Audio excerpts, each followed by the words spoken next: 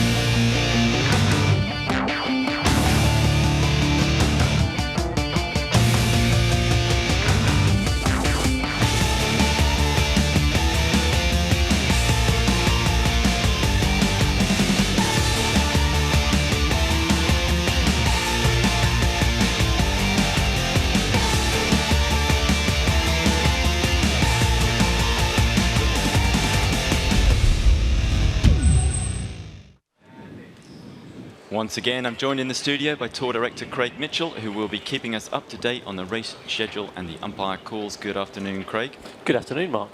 And beside me to help with the race analysis, I have the young New Zealand match racing star and a Monsoon Cup quarter-finalist, Phil Robertson. Afternoon, Phil. Pleasure to be back, Mark. Thank you. Rachel Hobday will also be at her regular post on Twitter and Facebook, so if you want to be part of the action, there are lots of ways you can join the conversation. Good afternoon, Rachel. Afternoon. If you're following the blog, then you can use the comments button there. On Twitter, follow @WorldMRT or use the hashtag WMRT. On Facebook, we are at www.facebook.com/World Match Racing Tour, and the email address is tv@wmrt.com. All right, thanks very much, Rachel. Now, the sailing experts can nip out and put the kettle on, but if you're new to the sport, the next bit is for you, our 1-minute guide to match racing.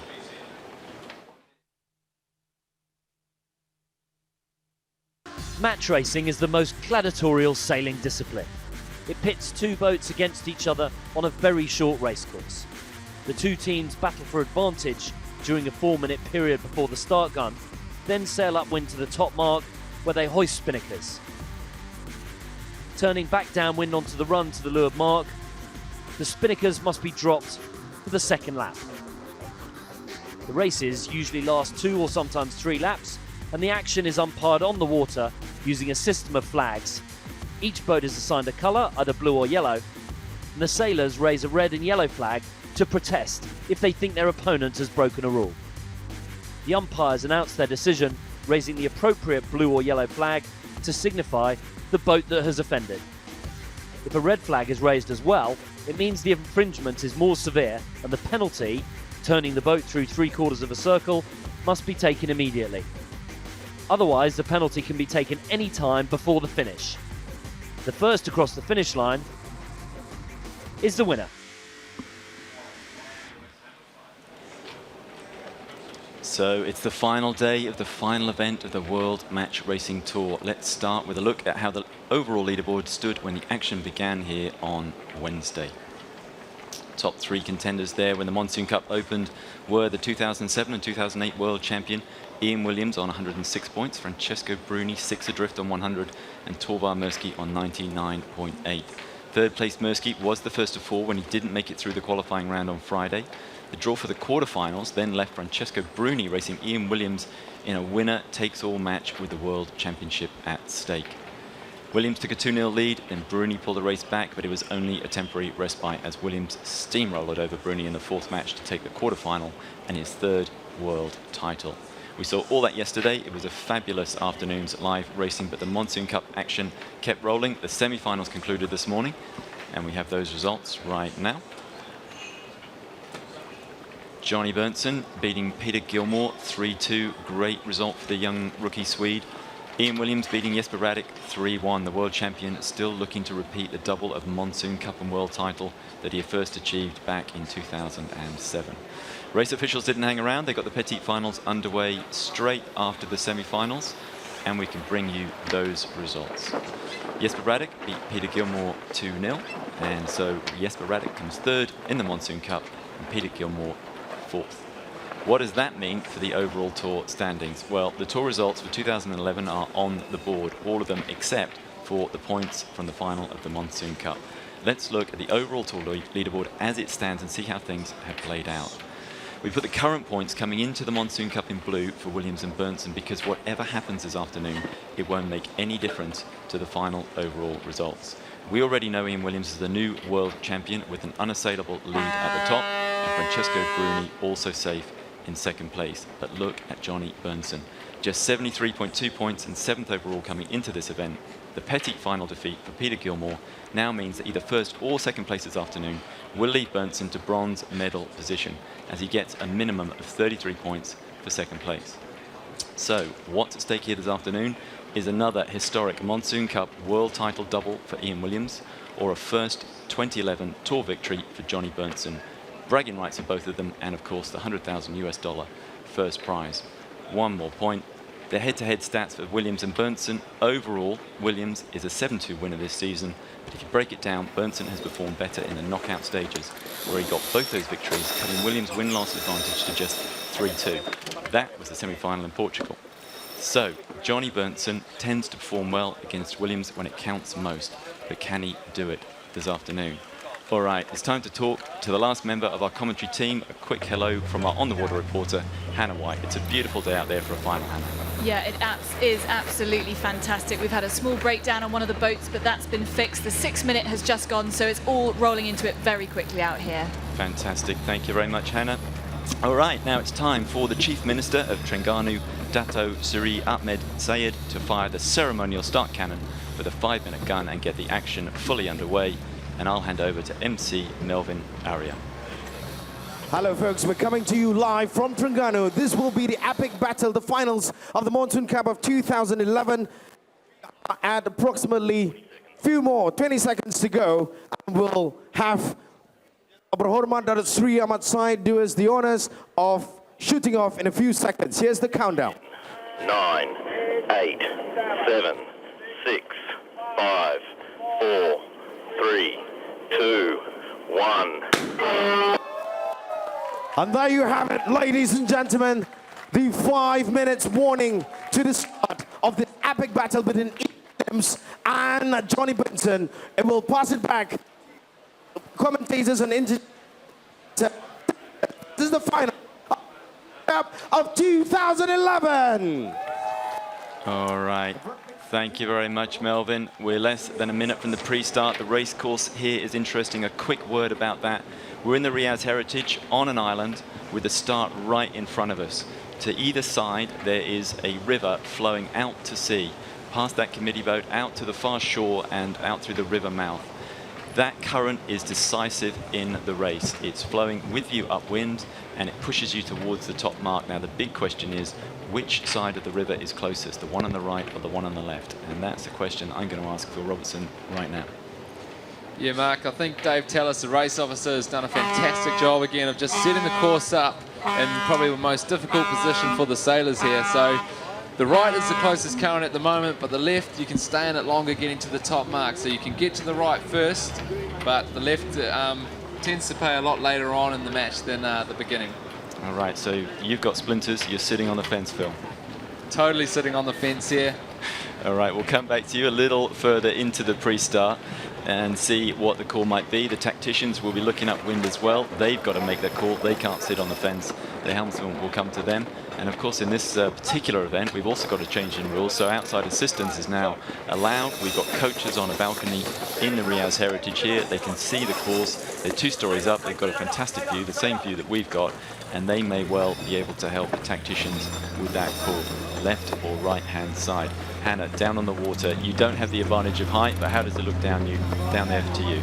Well, it really is very hard to say. As Phil said, the right-hand current is definitely closer, but we have seen the left play a lot. We have to think about the timing as well. It's 3 o'clock in the afternoon, and generally at this time, it's always been slightly even on both sides, even with a little bit more of an advantage to the right-hand side. So it's going to be very difficult for these guys, but it's going to make it even closer. And if you don't win the start, there's definitely lots of options left for you out here. But Meanwhile, we're in the pre-start with just over 2.5 minutes to go, and it's Johnny Berntsen of Sweden currently who is in trouble at the moment. He had the port entry, so no right of way when he entered the pre-start box, and Ian Williams of Great Britain doing a fantastic job of keeping him pinned out to the left-hand side. Johnny Berntsen right now is trapped with no real options. Yeah, what do they call that, Phil, down there when you're bottled up on the left? Yeah, we call that coffin corner, Mark. He was in a bit of trouble there, but it seems like Williams has just let him off the hook a little bit here. I think maybe just probably trying to take it a little bit conservative and not get in any trouble at all and stay away from the penalties of the umpires. Right, but Williams accelerating well away, a good pace to the right. It is possible that we'll see Williams jive round and turn the boat and come back at Berntsen on starboard. Williams with the green mainsail there on the right-hand side of your picture. Johnny Berntsen trailing in with the orange mainsail. Blue shirts for Berntsen, light grey shirts for Williams. We've got 1:39, so we're getting down into the end game, but these guys are both very, very close to the start boat.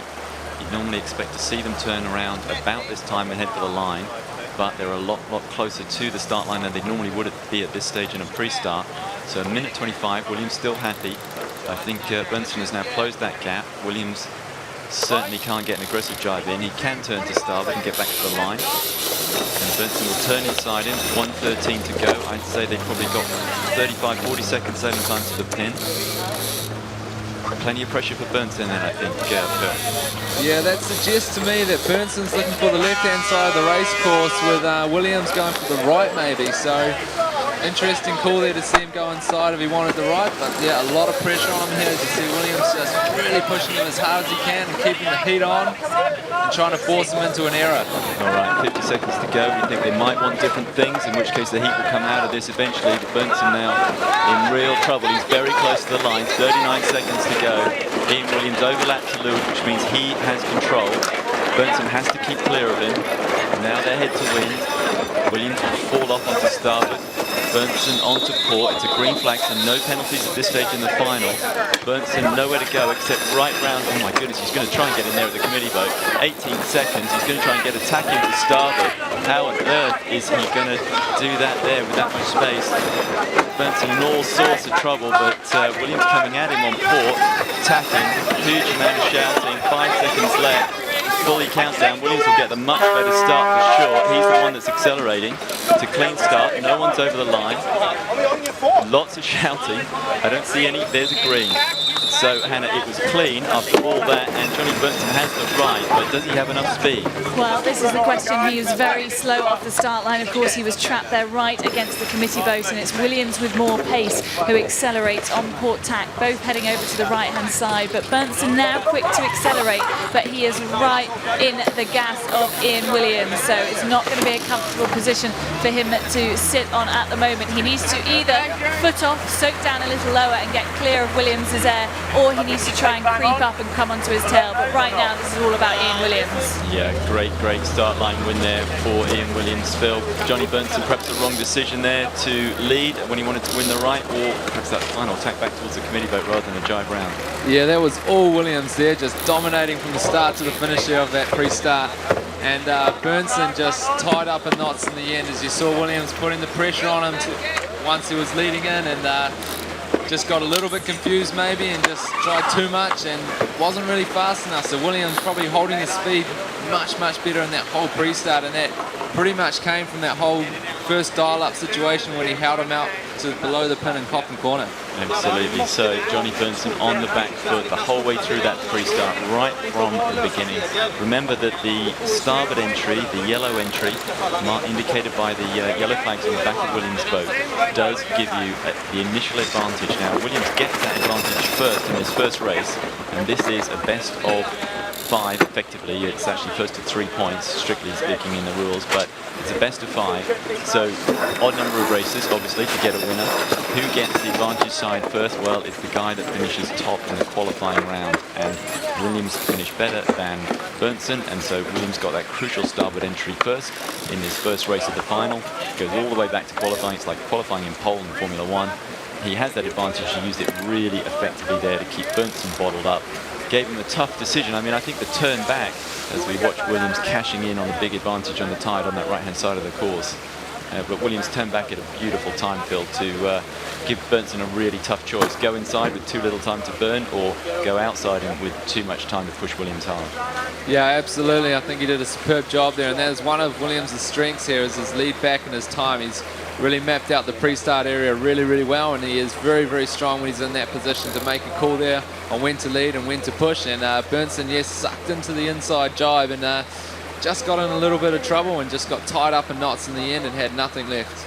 So we are watching now Ian Williams with the lights blue mainsail on the left-hand side of your screen, leading Johnny Berntsen back to the top mark. That start boat win for Williams has just paid dividends, and Berntsen really had no choice there but just to follow him up this beat.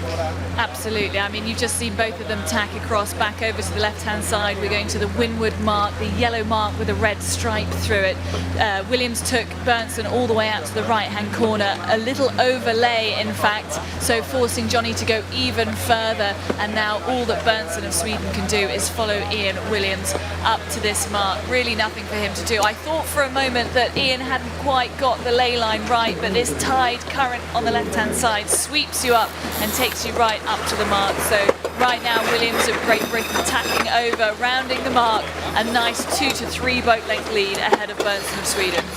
Yeah, so now Berntsen, having trailed up this first beat with very little in the way of options, but we're now going downwind. We're heading back into that current, and the options open once more. Berntsen close enough perhaps for a simultaneous jibe attack. Phil, as you just explained, the simultaneous jibe means that when the lead boat turns round to head back towards the gate that they go through at the bottom here, when he makes that jibe, the boat behind will jibe with him simultaneously and try and block the wind flow to the leader's sails and create a roll. It's very much like a drafting maneuver in Formula 1. You roll up behind the guy and then use the change in airflow to go past it. Is he close enough, Phil, to make this attack count? Yeah, he is close enough at the moment. As you can see, he's just getting on the air of Williams right now. I think he's just affecting his mainsail there. But definitely closing up the gap a little bit, and I wouldn't be surprised to see him either jibe first or jibe on top of Williams here and make the move. And also coming into this bottom gate, the gates are very wide apart, so I think once again Dave Tellis just making it really, really tricky for the tacticians to make a call, and I wouldn't be surprised if we see a split as well coming out of this bottom mark. No, absolutely. Berntsen behind. He may well decide on this next beat, rather than the option he took on the first beat, and to follow Ian Williams, he may well decide to take the other side of the course. We could get a big split and a little dice roll from Berntsen. But at the moment, he's in a very conventional attacking position. Here comes the jibe from Williams. Berntsen goes with him. Berntsen matches. Nice crew work from Berntsen. Williams perhaps a little bit shaky. Both spinnakers still full though, just a little bit more bobble in Williams' sail. Could be that the airflow, Hannah, is reaching Ian Williams there. Yeah, absolutely. Berntsen's managed to close the gap to about just over a boat length at the moment, but I'm not quite sure he's close enough at the moment. If he gets a little puff down here now, he may well be able to close the gap a little bit further. But Williams jibing back, Berntsen going with him. This is it. Berntsen of Sweden very keen to close his gap and try and get within striking distance. But Williams holding him off quite nicely for now. Oh, a little bit of a collapse of the spinnaker on Berntsen's boat. Orange Ministry of Sport Malaysia, orange spinnaker just flapping there, so advantage slightly to Williams, but still only a boat length between them. Berntsen is still very much in this match. And Phil confident that Williams will want to defend this right-hand side, the right-hand mark as we're looking at them, go around that one and go back up the same beat, the same way as he did the last time. Yeah, for sure. It looks like that's what he's trying to do, is just set up that right-hand turner on the bottom mark, and Berntsen just all over him like a rash here and just really attacking as much as he can here. You see he's closed the gap up to, or he's almost right on him here, but Williams just really, really defending here, defending as hard as he can to try and just make sure he's first around that mark going the right way. And Berntsen now has no other choice but to follow, I don't think, so he's set himself up for the glory move, I guess you could say. Absolutely. Berntsen desperately trying to get an overlap on Williams, and that would give him right inside at this mark. He hasn't got it. He's had to admit defeat and go around behind Williams. So high tariff move really from Berntsen. The dodging and ducking and diving there was all about Berntsen trying to get inside Ian Williams and get his bow overlap with Williams' stern before they reach a two-length zone. That's the point at which the overlap counts, and if you are overlapped at that point, you can go around inside. Bernson didn't get there. As a result, Williams rounds in the lead, and Bernson, as Phil Robson says, has no choice but to follow him. So, second beat, Bernson basically in the bad air again of Ian Williams, trailing up this beat for the second time. Probably worth a go, Phil. He can't have been far off that overlap there. Yeah, it was very, very close. So he was going for it, and you kind of have to in these conditions. So he obviously wasn't convinced that the left-hand side of the course is going to be any better or even at all. So he just went for the glory move and tried to get in on Williams. But now you see Williams just really extending. Look at the different angles of the boat, and that's just the dirty air that is coming down onto Bernson at this stage. Dirty air, and probably by now a little bit of help from the tide. Hannah, you're up there with the umpires. You're getting into that choppy water that indicates the river. How close was he to that overlap? Oh, he was so close to the overlap. In fact, I think even within the zone he may well have had it, but of course you have to have that overlap at the two-length zone, so not quite getting it in time. So really, really unfortunate. When he ran that bottom mark, he was literally only a couple of feet off the stern of Ian Williams and had to give him room around the mark. He called a penalty flag. He didn't think Williams was keeping clear when rounding the mark, but it was green flagged by the umpire. And now, as Phil said, he is just sitting in the dirty air of Williams. Williams now tacking off onto starboard, onto ley line for that windward mark, and Bernson once again just having to follow him all the way across. This is very, very painful for Bernson. And of course, another innovation here, Hannah, is that the umpires their calls are fed onto the boats by the radio, and one of the things that they do tell them about is that overlap at crucial times. So Johnny would have known that perhaps prior to this series, that would have been something he'd had to make a judgment on, and perhaps punched his way in there regardless if he thought he had a chance of the overlap. But with the umpire calls coming over the radio, he could have more certainty about it, and so he took the decision to bail out there and go around behind Williams, accept the loss and live to fight another day. He has got another shot at it on this run. He's keeping it tight. Yeah, you could say he's almost close enough here to have another attack on him, because once Williams rounds that mark, he turns straight into about 3 knots of oncoming current, so the boat slows right down to almost, 2-3 knots while he's trying to hoist that kite, so the gap closes very, very quickly. So effectively, Ian Williams gets the big game when he hits the positive current first. He gets pushed away from the chasing Johnny Bernson until Bernson hits the same positive advantage from the current. Then Bernson holds it level, the distance level. They go around the top mark, and then they sail back out of that current.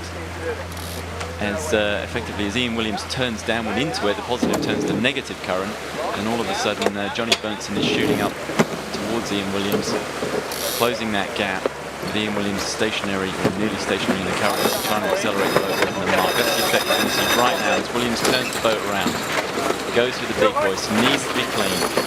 As you said, Phil, when you're punching into the current here, you need to make a good, clean hoist. Bernson will be round next. Williams, not a good job from Williams. Sorry, I just broke in there a little bit, but quick flash of Williams Spinnaker, but it's full now. Nice hoist from Johnny Bernson.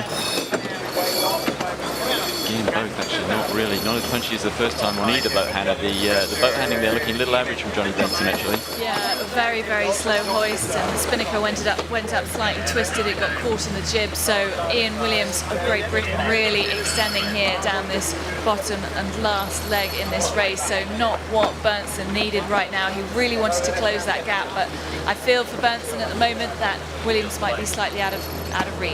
Yeah, Phil, I'd say that gap looks too big for an attack this time. Yeah, absolutely. He's just extended really, really nicely now. Williams around that top mark with a really good set, a little better than Bernson's, and pretty comfortable right now. He's also just started to come out of the current, so he's on free water and he's just running as easy as you like down to the finish line here. Yeah, Williams looking really, really good for the first point on the board. The new world champion, dominant form once again in this first race. He cleaned out Jesper Radek this morning with the one race left of the semi-finals to take that 3-1. Didn't really give Radek much of a look in there, and he hasn't here. It's all about the start. Williams taking the lead off the line.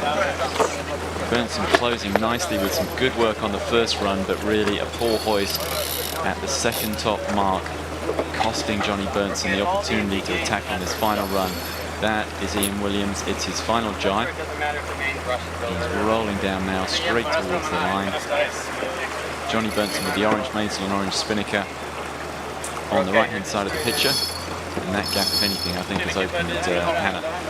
Ian Williams looking good.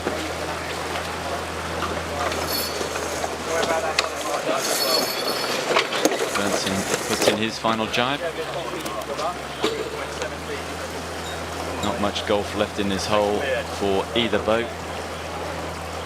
Patterns on the water there, Phil. The pressure looks, the breeze looks pretty even across the race course. Yeah, it is very even. It's been a great week, really, and the breeze today is perfect. You know, you're looking for conditions around 10, 12 knots for match racing. That's when the boats are the best. You know, the game is controlled enough that you can put the boat where you like. You can just sail as smooth as you like, and it's very, very textbook kind of style of match racing. So perfect conditions out there today, and the sun is also shining, and it's very, very hot. So the boys will be sweating just after one race for sure. All right, and we're about to see that first race end. There is the finish mark. There is Ian Williams. There is the spinnaker. There is the start boat. The yellow flag tells us that Ian Williams wins race 1 of the Monsoon Cup. Fantastic result for the new world champion. Really, really nice work. So, first blood to Britain. Sweden on the back foot after that pre-start. Johnny Burnson will need to up his game a little in the pre-start. I'm sure Hannah will be trying to talk to Ian very shortly. And meanwhile, I have a little social media update from Rachel. On Twitter, @NickMyCherry tweets, "Well done at Williams Racing on a 3rd WMRT win. Good luck in the rest of the Monsoon Cup." On Facebook, Daniel Weisman says, "Bad luck, Francesco. No doubt you'll be 2012 world champion." And Jacob Gustafsson says, "We cross our fingers and toes here at home for the Swedish flag. Good luck." All right, fantastic. Thank you very much. But I think now, Hannah, we have you on board with Ian Williams. Yeah, I'm just going to have a very quick chat with Bill Hardesty, see if he'll talk to me. Ian's just having a banana. Bill, great start to the final.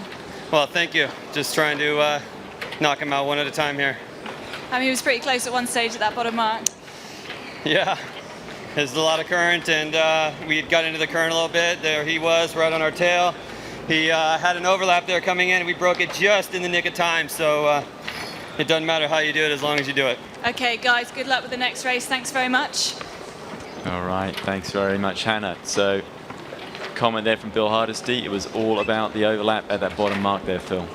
Yeah, it was. That was a crucial moment, and Williams doing, I guess, a perfect job of just maintaining the lead and making sure Burnson didn't get the inside on him around that mark, and perfectly executed maneuver there by Williams, and that was the race winner for sure. All right, I'm hoping that Craig Mitchell, Tour Director, can give us an update on the schedule. Yep, schedule. We're going to go straight into this in about 45 seconds for the 7-minute signal.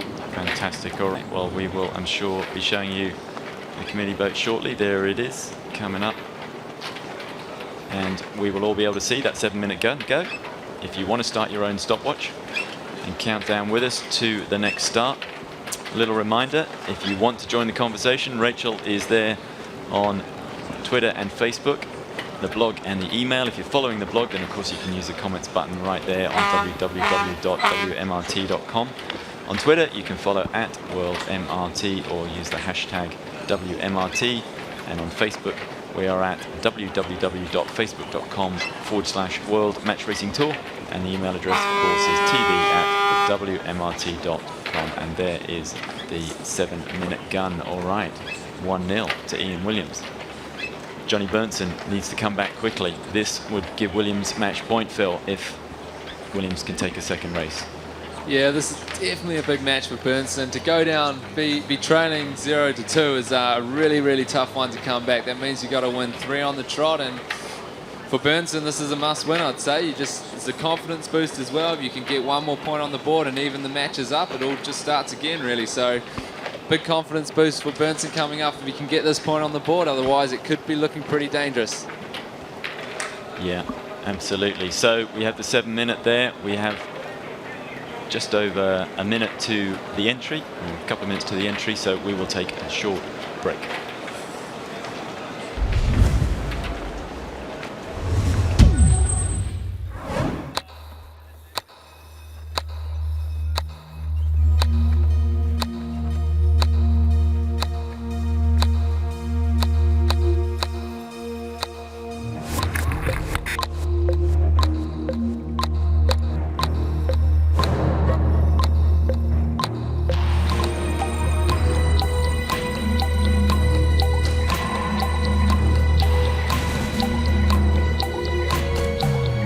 Williams cross? No, Williams definitely couldn't cross.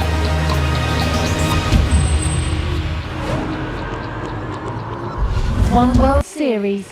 One World Championship. And welcome back to Kuala Terengganu. I'm Mark Chisnall. This is the Monsoon Cup. That is the start boat. We're waiting for the 5-minute gun. After that, another minute will count down and we'll have the entry into the pre-start area. There it is, 5 minutes to the second race in Berntsen versus Williams in the final of the Monsoon Cup. We have a new world champion. It is Ian Williams. It's his 3rd world title and he looked every bit like a triple world champion in that first race. Phil Robertson.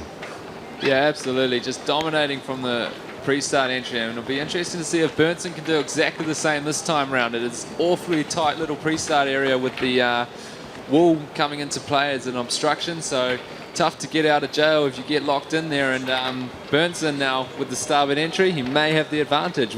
Guess we'll just see. Yeah, so Berntsen, he's been starting pretty well this week, and as you say, he is going to have the starboard entry. That means he's coming in to the pre-start area from this mark, and we can see them there just changing their course. So it looks like this is going to be a 3-lapper. 3 laps for this second race. It'll be a little bit longer, a bit more chance, another couple of runs or another run for the trailing boat to attack. As we see both boats into the frame, there is the 4-minute gun. We're into the entry. Johnny Berntsen coming in from that start boat from the starboard side. He has the right of way in this first exchange, and that gives him the early advantage. And as Phil Robertson said, the question is, can he hold it? Berntsen has been a really nice starter this week, just as Ian Williams had. That's the reason both of them are in the final. So many of these races here this week have been won on the pre-start, because once you pick the right side of the course, if you win it, you're in good shape. So Ian Williams, interesting tactics from Ian Williams, trying to reach across on top of Johnny Berntsen, and then giving up on that one, Phil. Changes his mind. Yeah, this is a bit abnormal. Williams probably a little bit out of the ordinary here. The dial-up is the safe option of your port boat, because the game just stops and you can, just see how it plays out and wait to see if starboard makes a mistake. But by doing what he did, by trying to cross there, Berntsen just tacks underneath and is in full control. He was the same speed, so no issues there. And now, as you say, Williams is giving up and I guess just weighing up his options and thinking this ain't looking too good, so we're just going to stop here and see what we can do. Yeah, so the key for the port hand entry boat, in this case Ian Williams, we're looking at Johnny Berntsen there, is to escape to the right-hand side of the track as we look at the screen, the right-hand side. And Ian Williams with an early attempt to reach over the top, to sail over the top of Johnny Berntsen to get out that side, gave up on it. Now they've had a dial-up with a lot more separation than you'd normally get. Williams doing a great job of backing up there. He's got himself into leeward of Johnny Berntsen. Nice boat handling from Ian Williams. He's got himself out of trouble here, hasn't he, Phil? Yeah, very smooth. Both crews just pushing the sails out to windward to try and back the boats up and start them moving backwards. And it's paid dividends here for Williams, and he's got out of jail. And Berntsen now potentially in a weak spot here, but still looking okay. If you can get that jibe in, all is good. And I think he's just going for it now. And as you see, Williams is not even coming up at him there, just conceding and taking the lead away here and putting himself in the same position he was in the last pre-start. Yeah, I think Williams is going to lead out to this right-hand side. It looks good pressure down there at the moment, Hannah. It looks a little bit puffier than it has been. Yeah, there are a few little bands of pressure that just roll down the course here, and we're in one now, and the breeze picks up to sort of 13 or 14 knots, and it's definitely funneling down the right-hand side. So I think both of these guys are going to be gunning for that. We've seen it work last time. They both wanted it because of the currents, and now with the breeze as well, it's looking really nice. Berntsen now coming around and putting the pressure on Williams. It looks like Williams is going to lead back with 1 minute 15 to go. Berntsen's underneath to leeward. He's got the overlap. Is there going to be contact? No, it was pretty close, but main sheet man on Berntsen's boat just having a bit of problems. They've got the protest flag up in the air. Yeah, It's a green flag. I think there had to be a green. There was no contact. Berntsen came in there so fast, Williams had no chance to get out of his way, even though he was a giveaway boat. So Berntsen allowing Williams effectively to escape, because if he could have pushed him back to the line from there, Williams was in a world of hurt. But Williams getting out to the right again, another turn in, burning a little bit more time, and now once again he has to lead back, but in a better situation. 40 seconds to go. Williams still very, very close to the line. Both boats very close to the line. Berntsen in the stronger position. He can put his bow down and push Williams whenever he likes. I think Berntsen also now needs to start worrying about getting locked out if he wants the right. 20 seconds to go. Away, getting underneath Williams. Here goes the dip down, and he's going to come up. I'm wondering if Berntsen shouldn't have done that move a little bit earlier, but we'll see. I agree. 10 seconds to go. Berntsen coming up now. Can he get inside? Yeah, here he goes. He's got the right-hand side, but he's going to have no pace on the start line. He's tacking on the start line, and it's an exactly similar situation as last time. And Berntsen's got to be careful as he squeezes round the committee boat. It's Williams up to windward, and both boats heading out to the right-hand side. Oh, so Johnny Berntsen maybe just 5 seconds earlier with that final move, Phil. I mean, he did everything right in terms of he used the bow effectively to push Ian Williams out of the way, to force him away from the committee boat to gain the right.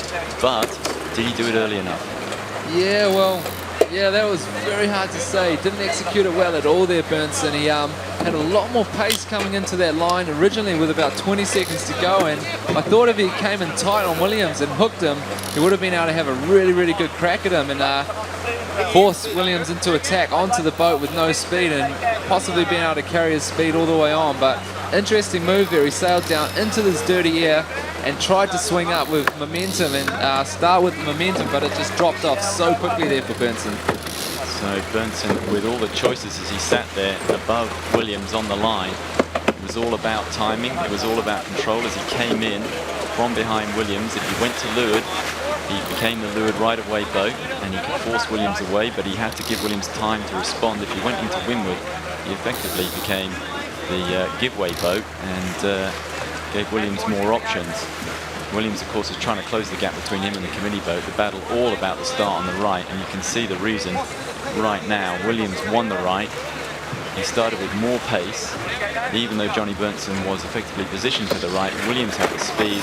He sailed right over Johnny Berntsen into that tide quicker, and now it's really a repeat of race one. Williams just tacks, Berntsen in his wake. It's already 3 or 4 length lead, Hannah. I don't think it's quite that far. It's probably only 2 boat lengths behind him, but that's only going to increase as they get closer over to the windward mark. Berntsen just sitting in the turbulence of Williams's air, and it's only going to get worse and worse as they go over here. So I think by the time they get to the windward mark, there will be about 3 boat lengths between them. So not a good start. Just one manoeuvre too many, really, for Berntsen. He just should have taken it when he had that earlier opportunity, but never mind. Now he's sailing pretty low compared to Williams. Both boats really, really overstood this mark as they come over here. You can see sails cracked. This might be a small opportunity for Berntsen, who decided to not go past Williams. Williams sailed pretty high to start with, so Berntsen, this might be a little bit of an advantage. Yeah, absolutely. It's not easy to judge that final tack that we just saw them do. Puts them onto starboard to sail to the mark. They want to do it so that there's no time after the tack at the mark on port, but it's not easy to judge. You've got basically 3 knots of tide pushing you in that picture right to left, so you're making a course crabbing sideways across the race course up towards that buoy, and if you go too far, it is effectively just wasted distance. So good call from Johnny Berntsen not to go to Ian Williams' line or past it, but in fact to go under him, because he will, as Williams has to bear away to get to the mark. You can see the jib just a little bit eased there, the mainsail as well. He's managed to keep that gap to the separation between the 2 boats at the moment when they tacked. It's a nice work from Berntsen, good judgment from him. As we see Ian Williams roll into his tack. That is the top mark with the red stripe. They have 3 here. They can choose from any one of them for the top mark. A flag on the committee boat and the start boat indicates which one they're going to at the beginning of the race. They can change the course at the end of each lap. It's a red stripe on a yellow mark, a plain yellow mark and a black stripe. The flag will match the buoy as we watch Ian Williams with the blue splinter lead around the first mark of race 2. Williams already with a 1-0 lead, remember. In good shape here, the world champion, racing bronze medalist. Those positions are already decided on the World Match Racing Tour. This is all about the gold. It's all about the prize money. And winning the biggest event of the year here at the Monsoon Cup, the season finale. Ian Williams rolling down. So once again, Phil, the question is Burnson close enough for the simultaneous jibe attack? Yeah, I think Williams has set up a little bit better this run, and doesn't look like he's as close as he was in the last race, but still slight attacking chance here coming up. But I'll be surprised if we didn't see a Simo jibe here again. Okay, the Simo jibe is a simultaneous jibe. We talked about that on the first race. It means the boat behind will jibe with the boat in front, like drafting in Formula One, and try and cut out his air supply. Here it comes, yeah. Ian Williams jibes. There is Johnny Burnson going right with him. Nice clean crew work from both boats. Both cleanly onto starboard. Zigzagging down this course as they zigzag up it. That's what gives them the tactical options. Now, Burnson doesn't look to be affecting Ian Williams' mainsail so far, Hannah. It looks like Williams has got clean air. There's quite a big separation between the two of them now. Burnson was a little bit removed when he did the jibe, and it's not quite having the effect that needs to. So much so that you can see Burnson jibing back now. Williams is going to follow him. So Burnson not really having the effect, but he's got some nice acceleration out of that jibe now, far more so than Williams. The good news is for Burnson that if any of those big puffs come down the course, they get to Burnson first. So that is a good thing. Burnson now jibing back. He's trying to push an unforced error onto Williams. He's trying to do something different, mix it up, get into some different breeze. Williams letting him go for now.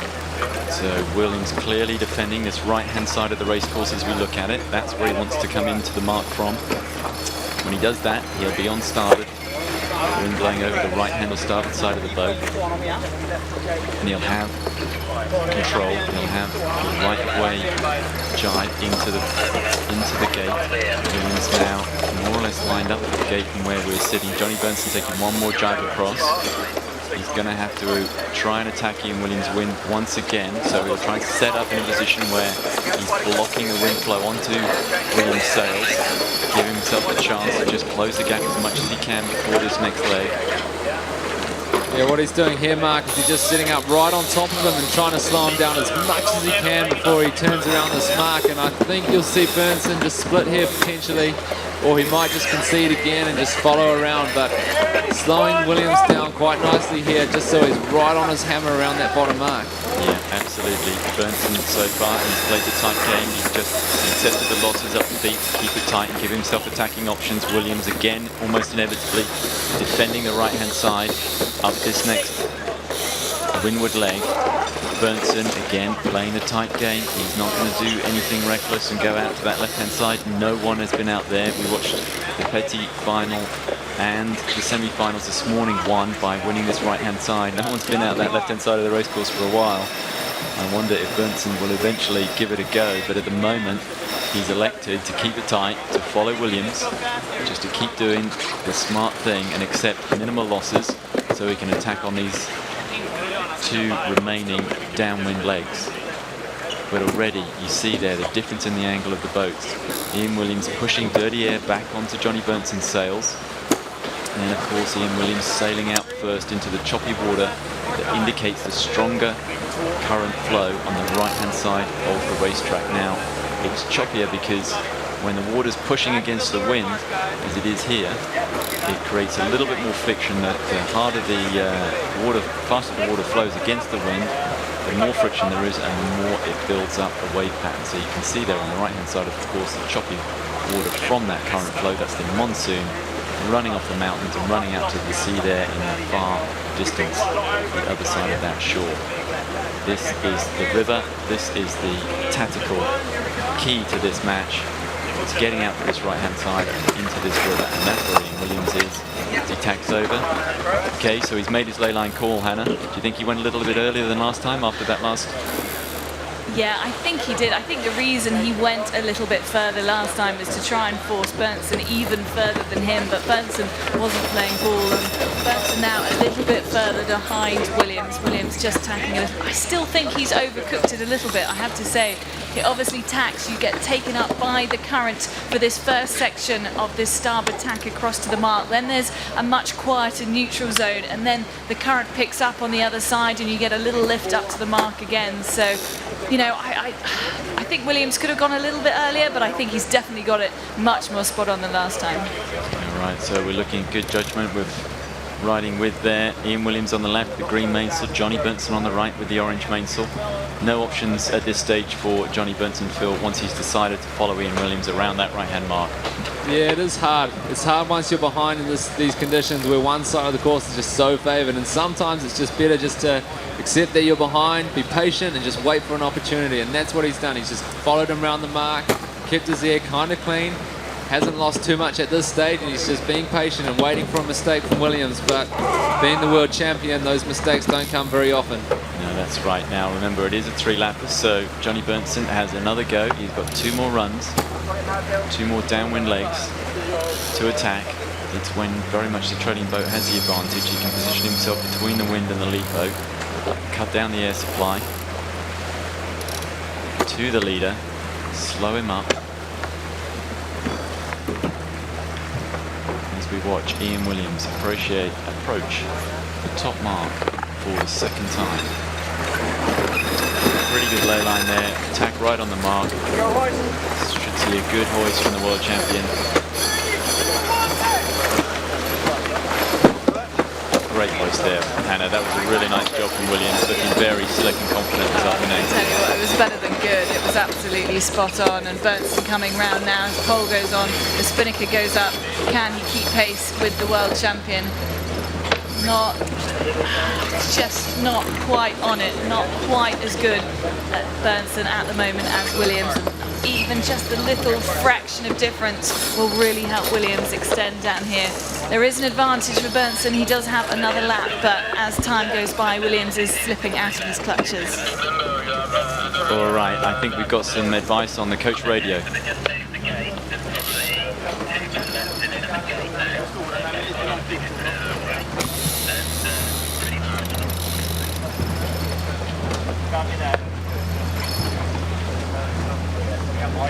All right, sorry. We thought we were going to get some advice from the coaches. Now, just to remind you that each boat has a coach ashore. It's on a balcony at the Riaz Heritage. They can look down on the race course.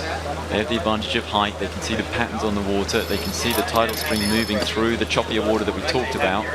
And they can give some really good advice to their tacticians. When we pick that up, when we think they're going to talk, we'll bring it to you. Ian Barker, coach for Ian Williams, really a match-winning call yesterday. A crucial match against Francesco Bruni, Phil. We heard Ian Barker with some solid advice there. Yeah, he did. He called it. He said, what did he say? Left mark, right-hand side of the course. So that's talking to Bill Hardesty, the tactician on board Williams' boat, saying go to their left mark, make sure you win it, and just secure the right-hand side of the course. It's the race winner, and it was in the end, wasn't it? It was, and that gave Ian Williams his world title. We'll see if we can pick it up again now. 2 boat lengths for reference to 1. All right, I think, Mark, that might have just been Damien Neal calling the current line for Burnson, just saying there's 2 boat lengths to go to the max current line, or just the start of the current line. So you see Burnson jibing there almost straight away and listening to what Damien had to say. Okay, that's a really nice piece of advice. That's, you know, you look at the big picture stuff there, pick the left or the right, but what you've got there is Damien Yell, a very good match racer winner in Match Race France, of course, the first event of this season. And he's coaching Johnny Burnson at this event. And what he's saying there is he's just telling Burnson that he's about to hit the rougher water, which you can see much more clearly from up here, and the greater adverse current. Giving Burnson that advice, Burnson then putting his jibe in to keep away from it, to keep himself in the neutral zone in the middle here, in this triangle of neutral current between the 2 rivers flowing down either side of the race course. We're sitting at the base of the triangle here, if you imagine, as we look at that gate. Ian Williams jibing in. Not a particularly good approach angle there, Phil. No, Burnson actually bringing down a little bit more pressure as well. So he's half this gap that he's got, the lead that Williams has got. And Williams choosing the right-hand gate here to go around and go towards the left-hand side of the course. I wouldn't be surprised if he throws a tack in here straight away just to protect that right-hand side of the course. Just, I guess, Bill Hardesty calling that gate is well favoured. So round it, let's tack straight away, and we're going to gain some more. All right, so the call there is that the gate marks, we're looking at them there, the left-hand one is the one that Ian Williams rounded. That is a little bit closer to the top mark. That's the reason he picked it, because it saved some distance sailing downwind and allowed him to turn round earlier. But part of his judgment is that that distance sailing saved is greater than the opportunity to get out to the right-hand side of the course quickly. Of course, it does give Berntsen the opportunity to do the opposite, and he does just that. He rounds the right-hand gate as we're looking at them, and immediately heads out to that right-hand side of the course, on board with Berntsen now. But, well, it may be, I mean, it's a difference, but looking at the bigger picture, I think it's too little too late for Berntsen. It's quite a big gap now for him.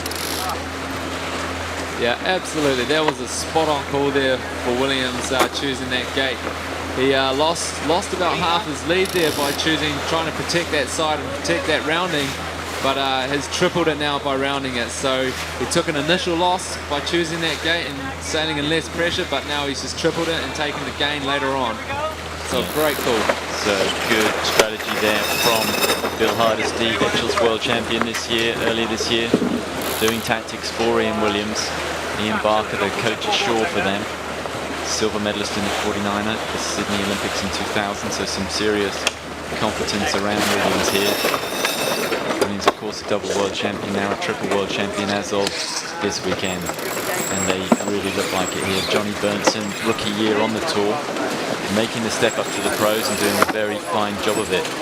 You look at his early season results, in Germany 9th, Korea 7th, Portugal 4th, Sweden 9th. It all looked very shaky for Johnny Berntsen early on in the year, and then came good in Bermuda with a second, and now a consecutive appearance in the final here. It's been a really good performance from Johnny Berntsen, Hannah. He's done well, even though he's looking a little on the back foot right now. For me, has sailed better at this event than I have seen him sail all year. He's been confident, he's been focused, and some of the areas where they've been slightly weaker, boat handling and really reacting to situations, he's been much better this week, and he definitely deserves to be in this final. But you know what, he's got a very fierce competitor in Williams, crowned world champion, of course, so the competition is very tough. But Berntsen putting a really good show on here, and you know, really trying it out. It has been close. I mean, he just doesn't have that final 10% that Williams has at the moment. So interestingly enough, Williams tacked over to go off to the left-hand side of the course. He didn't make the same mistake as last time. He tacked very shy of this windward mark, and in fact we're going to have quite a long port tack to get up to the mark. So Berntsen going with him, so no real gain for Berntsen there, just following him around the course now. Yeah, interesting there. Do you think Williams just faked him into that one? He's gone a little bit too far 2 times. Now he tacks short once, and Berntsen just goes on his line rather than perhaps not paying attention where Williams went, that he could have spent a little bit longer in that tide on the right-hand side and perhaps gained a little bit here, Phil. Lost an opportunity, perhaps. Yeah, definitely a loss of opportunity there. Might have just been getting into the groove a little bit of following Williams around the racetrack the way this has been going, and just basically followed suit there and just tacked when he tacked. So an opportunity lost, perhaps. Yeah, for sure. Berntsen could have spent more time in the stronger current on the right-hand side of the course before he put his tack in. He didn't do it. He followed Williams, and now he's still following Williams. Ian Williams, really big lead now. We're on to the final leg, 3 lap of this one. Ian Williams looking very solid for a second point on the board. My goodness, psychologically, this is going to be tough for Johnny Berntsen to come back from here. It's not easy. Match point down. You've not really had a look in either so far, Phil. Yeah, not at all, and you just see there a little bit of a sloppy hoist there from Berntsen as well, and that kind of happens a little bit once you get on the back foot.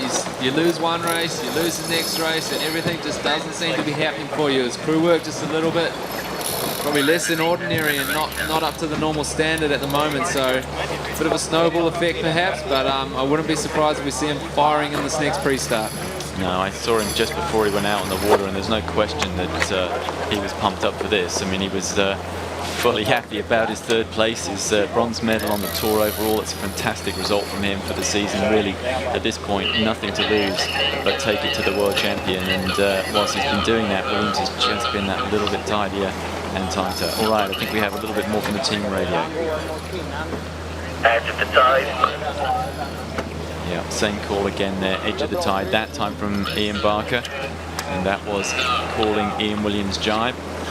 which he put in almost immediately on into the flatter water. You can see it there, very clear. Williams sailing into it. Little bubbly chop out to the right. Johnny Berntsen still going, looking for some sort of leverage. Perhaps his only option at this stage is just to go the other way. I mean, it probably isn't the right way because there is stronger tide down that right-hand side of the course where Berntsen is going. This man in the best spot, so long as he doesn't run out of breeze or anything, Phil. Yeah, look, it's very, very comfortable here for Williams. Once again, I think they'll just be very, very chilled and relaxed, and this one's well in the bag, I'd say, and had to be something pretty dramatic to go down here for him to lose this match. But for sure, Berntsen just not quite in it at this stage, and just I think they're just sailing into the current a little bit as well, and this current has actually moved into the course quite heavily here, so perhaps a bit of a tide change and the current moving in towards the middle of the course almost now. Yeah, it's an interesting that it changes a lot. We've seen the left work, the right work all week, different sides depending on the state of the tide. The tide pushes back when it's coming in. It's trying to fill up the river's trying to empty from the monsoon. The two things push against each other, and that river as stronger tide just weaves and whips around across the race course. You've got to be sharp to pick it, and these guys have been picking it better than anyone this week, and that is why Ian Williams with the blue spinnaker is about to close out his second point in the Monsoon Cup final. Fantastic performance here from Ian Williams. We are going to be looking for a blue flag on the finish boat. The checkered mark, there it is, blue flag. Ian Williams 2-0 up. Wow, fantastic performance from Ian Williams, Phil. Absolutely, just dominating once more, start to finish, not even looking like he was going to lose that match at all, and just controlling Berntsen around the whole racetrack there. Nowhere for Berntsen to go, no options, and nothing to do but follow him around and follow him across that finish line, and second place. All right.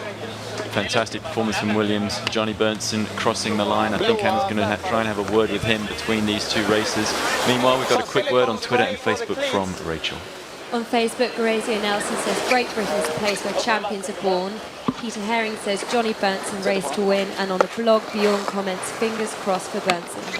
Yeah, fingers crossed for sure. We'd like to see Johnny Berntsen make a contest of this afternoon. If you're following the blog on WMRT.com, you can, of course, use the comments button right there to talk to us on Twitter. Follow @WorldMRT or use the hashtag WMRT.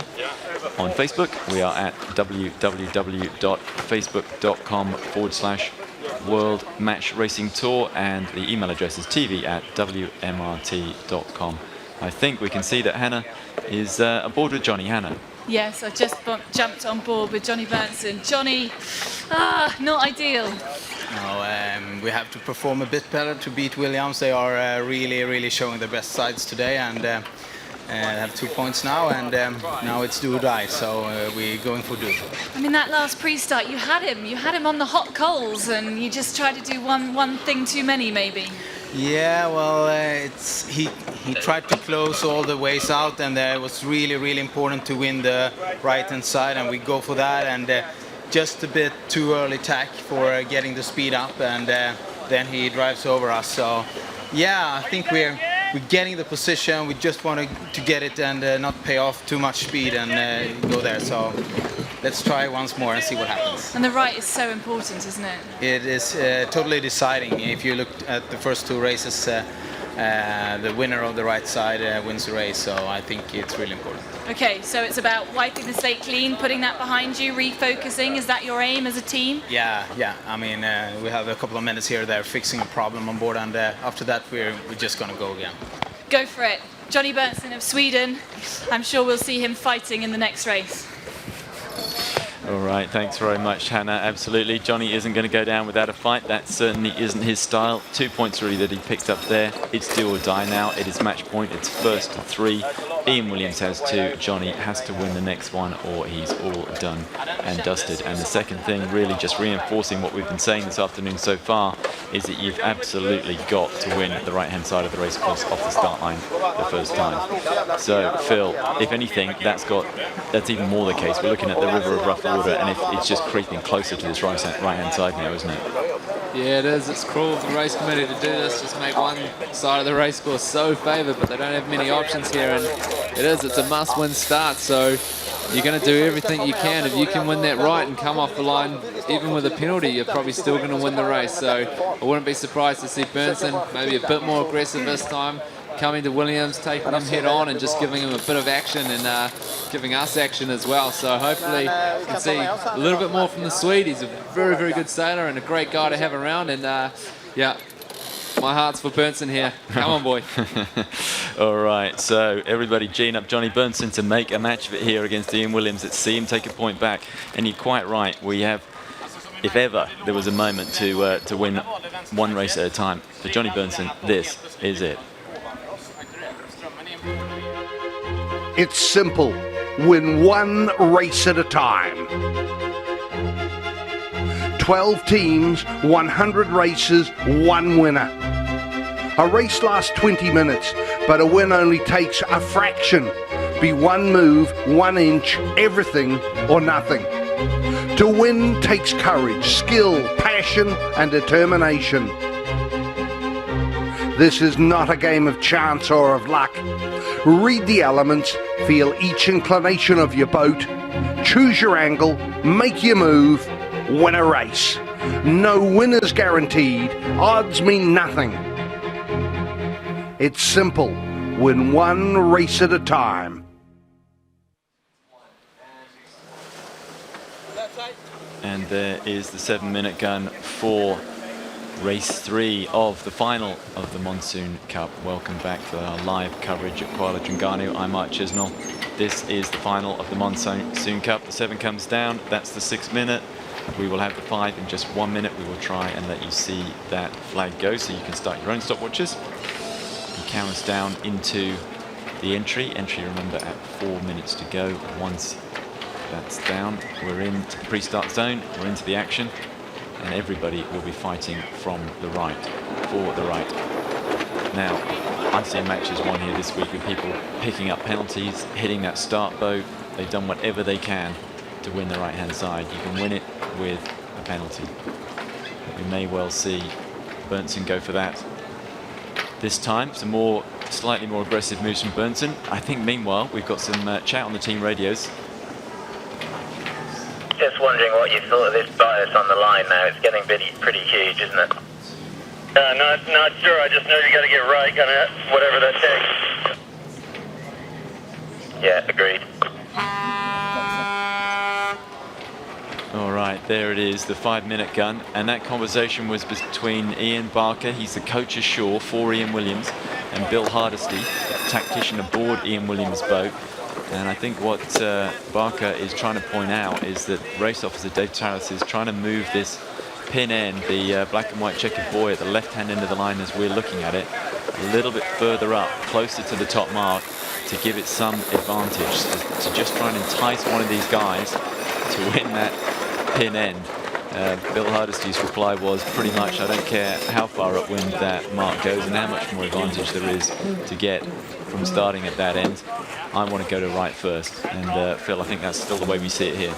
Yeah, it is. It's very, very strange actually, because usually the line is 90 degrees to the breeze, so it's usually a square line and even just a maybe 5-degree bias, but right now I'm saying there's probably 35 degrees bias there, which is very, very abnormal, but exactly what you said. Dave Tallis, race officer, just trying to entice someone just to maybe punch down the line a little more and maybe just open it up a bit more so the boat's not biased and not a must win. But I think, as you said, Williams is still just a must win.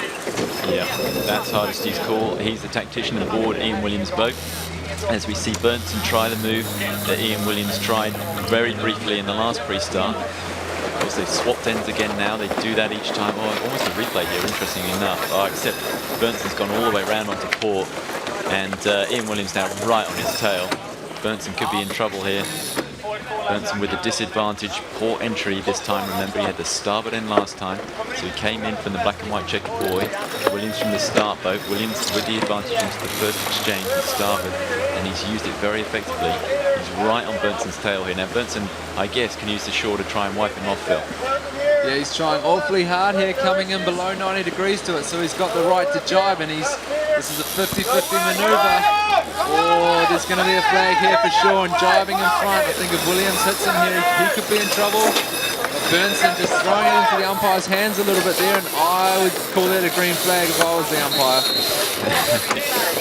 Beautifully done. All right, nice call as well, Hannah. Green flag from the umpires. Great work there from Bernson now. It's all about the angle that you come at the shore at. Williams now going to do the same thing, giving himself the shore as an obstruction.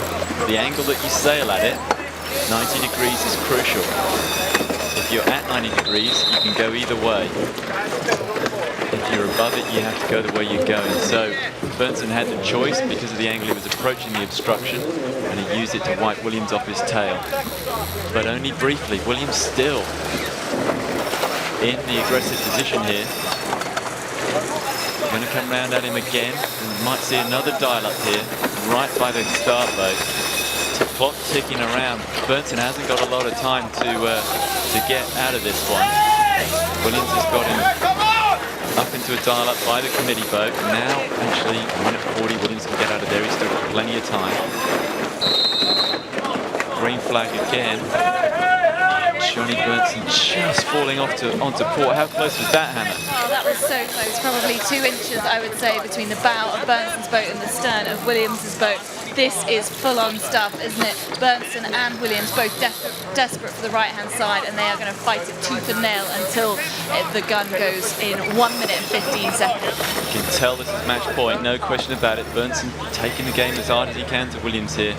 Williams with the early advantage to starboard entry. Now here he comes again on starboard. Ian Williams, Johnny Bernson on port. Bernson must avoid him. He does so. There's the 1 minute gun.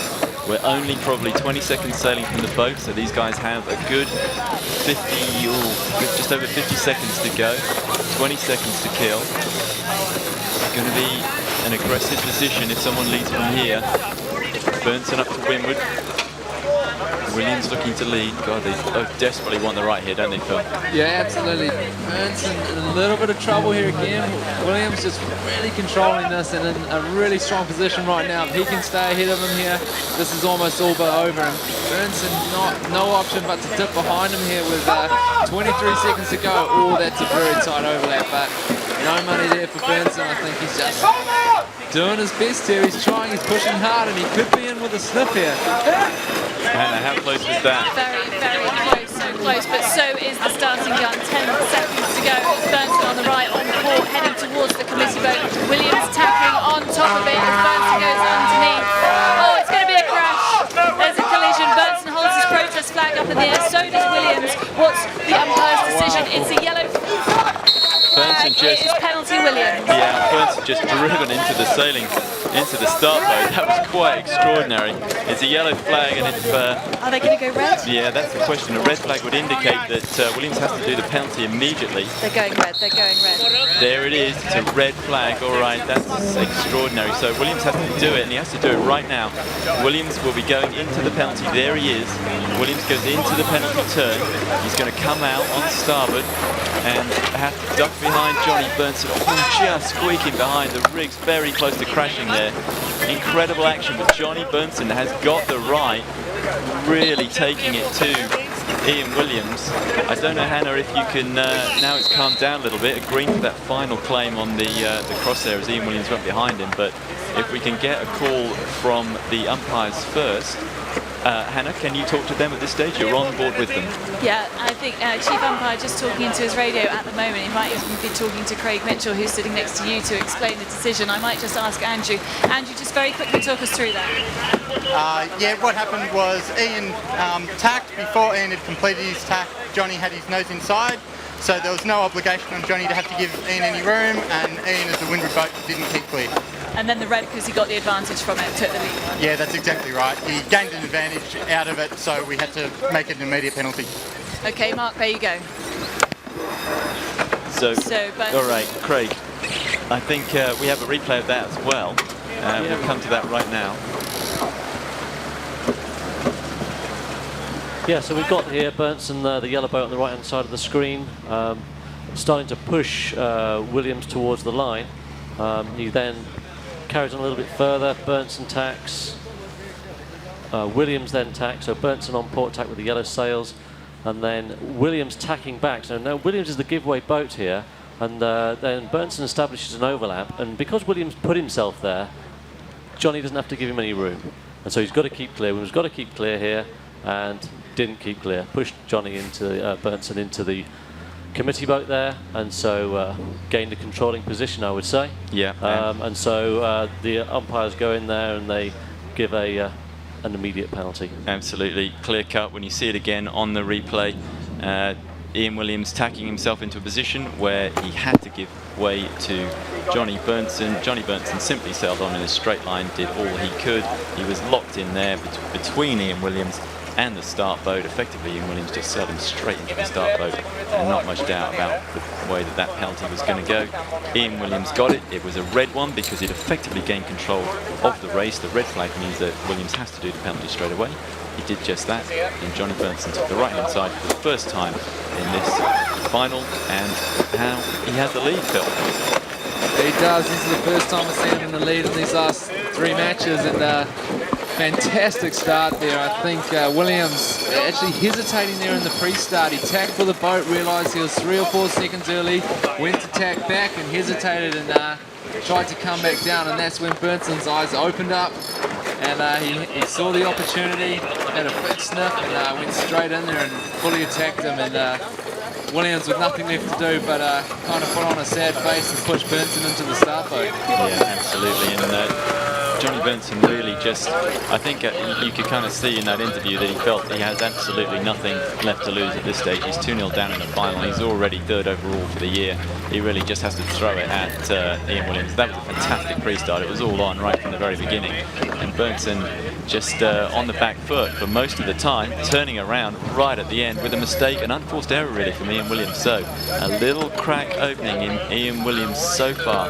Immaculate performance. And as you said, Bernson realizing the error and the opportunity was there, exploited it to the full, and that could change the psychological makeup of this final. Bernson gets one back all of a sudden, the momentum comes back to him a little bit. Now Williams a long way in front, Hannah. There's no way, sorry, Bernson a long one, too used to saying Williams is in front. Bernson a long way in front. Williams trailing, not much of an attacking option from there, Hannah. No, really not an attacking option, and Bernson really benefited going up to that windward mark. He got the ley line spot on, feeling confident, called it right. Williams, on the other hand, didn't quite get it right and had to pinch right up close to the wind, sat head to wind almost, to try and squeeze around that mark to avoid doing 2 more tacks, and that cost Williams a few more seconds, and the lead has really opened up. Bernson looking very strong at the moment, just jibing onto starboard and down towards that bottom gate. All right, we've got some advice again on the team radio.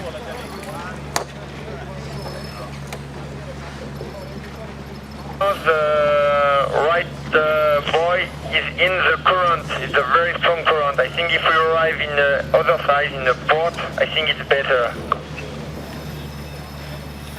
All right, so that was Damien Yell. His advice was for Johnny Bernson, who's leading into this gate. And what he's saying is that right-hand mark, as we're looking at them, or we will be when they come into the frame, we will see that right-hand mark, the gate has been moved right across. That is now the left-hand side of the gate. The one we can see there, if we pan right a little bit, we will see that the right-hand gate mark, the one that Damien Yell was talking about, is actually in the adverse current.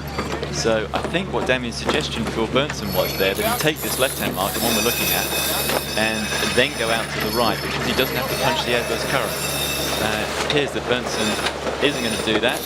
He's just going to approach this on a reach. That's another alternative strategy. Make sure he can get to it. Yeah, so Bernson obviously listening to Damien Yell. He's aware that that mark is in strong adverse current. But felt it was so important that once that adverse current downwind turned into positive current upwind, he wanted to get to that mark and straight around it rather than taking the other one and tacking. So Bernson protecting this right-hand side of the race course once again. Interesting bit of advice, interesting strategy from Bernson, Phil. Yeah, it was an interesting call from the coach there on Bernson's boat, and calling to go right-hand turn, so it was a big maneuver there for Bernson if he was to pull it off. He was to jibe around the mark and then tack straight away, so therefore getting the boat very, very slow, and I think he just opted out of that and thought, no, I'm just going to truck it straight across to this current because I know I'm pretty safe there. Yeah, and Bernson sailing a little too far downwind to make sure that when he did approach the mark, he had lots of speed when he hit the adverse current, hit the escalator. So Bernson controls the right-hand side of the course. A pretty early tack there, though, Hannah. Yeah, well, we've seen Ian Williams make a couple of mistakes on this ley line, and Bernson not wanting to make the same mistake as again. It's amazing how quickly they get swept from left to right as we look up their stern, so away from your commentary position there. So I actually wouldn't be surprised if Bernson is taking an early tack, hoping to be swept up a little bit, and then, of course, getting into the most of the current over on the left-hand side, and taking that all the way up to the mark. Yeah. On board now with Johnny Bernson in the lead. Back into the gentler water in the middle here, the cone of neutral tide. We say neutral tide, though. I am looking directly up the stern of Bernson's boat, and he is going from right to left quite quickly. He's just getting to the adverse tide now. It's just there as the flat spot, the neutral spot, where the tide's not having too much effect. Okay, so still current everywhere effectively. It's just a relative strength. Stronger on the edges, both the left and the right, as we look at Johnny Bernson leading out to the left-hand side of the racetrack. And there's good current out there as well. Ian Williams has followed him. That's interesting, Phil. Was there an opportunity, unless they're going to that first mark with the black stripe this time? I didn't see a change, but it is possible. We're not sure of that in the commentary booth. But we'll find out very shortly, because Bernson's not very far from the one with the black stripe.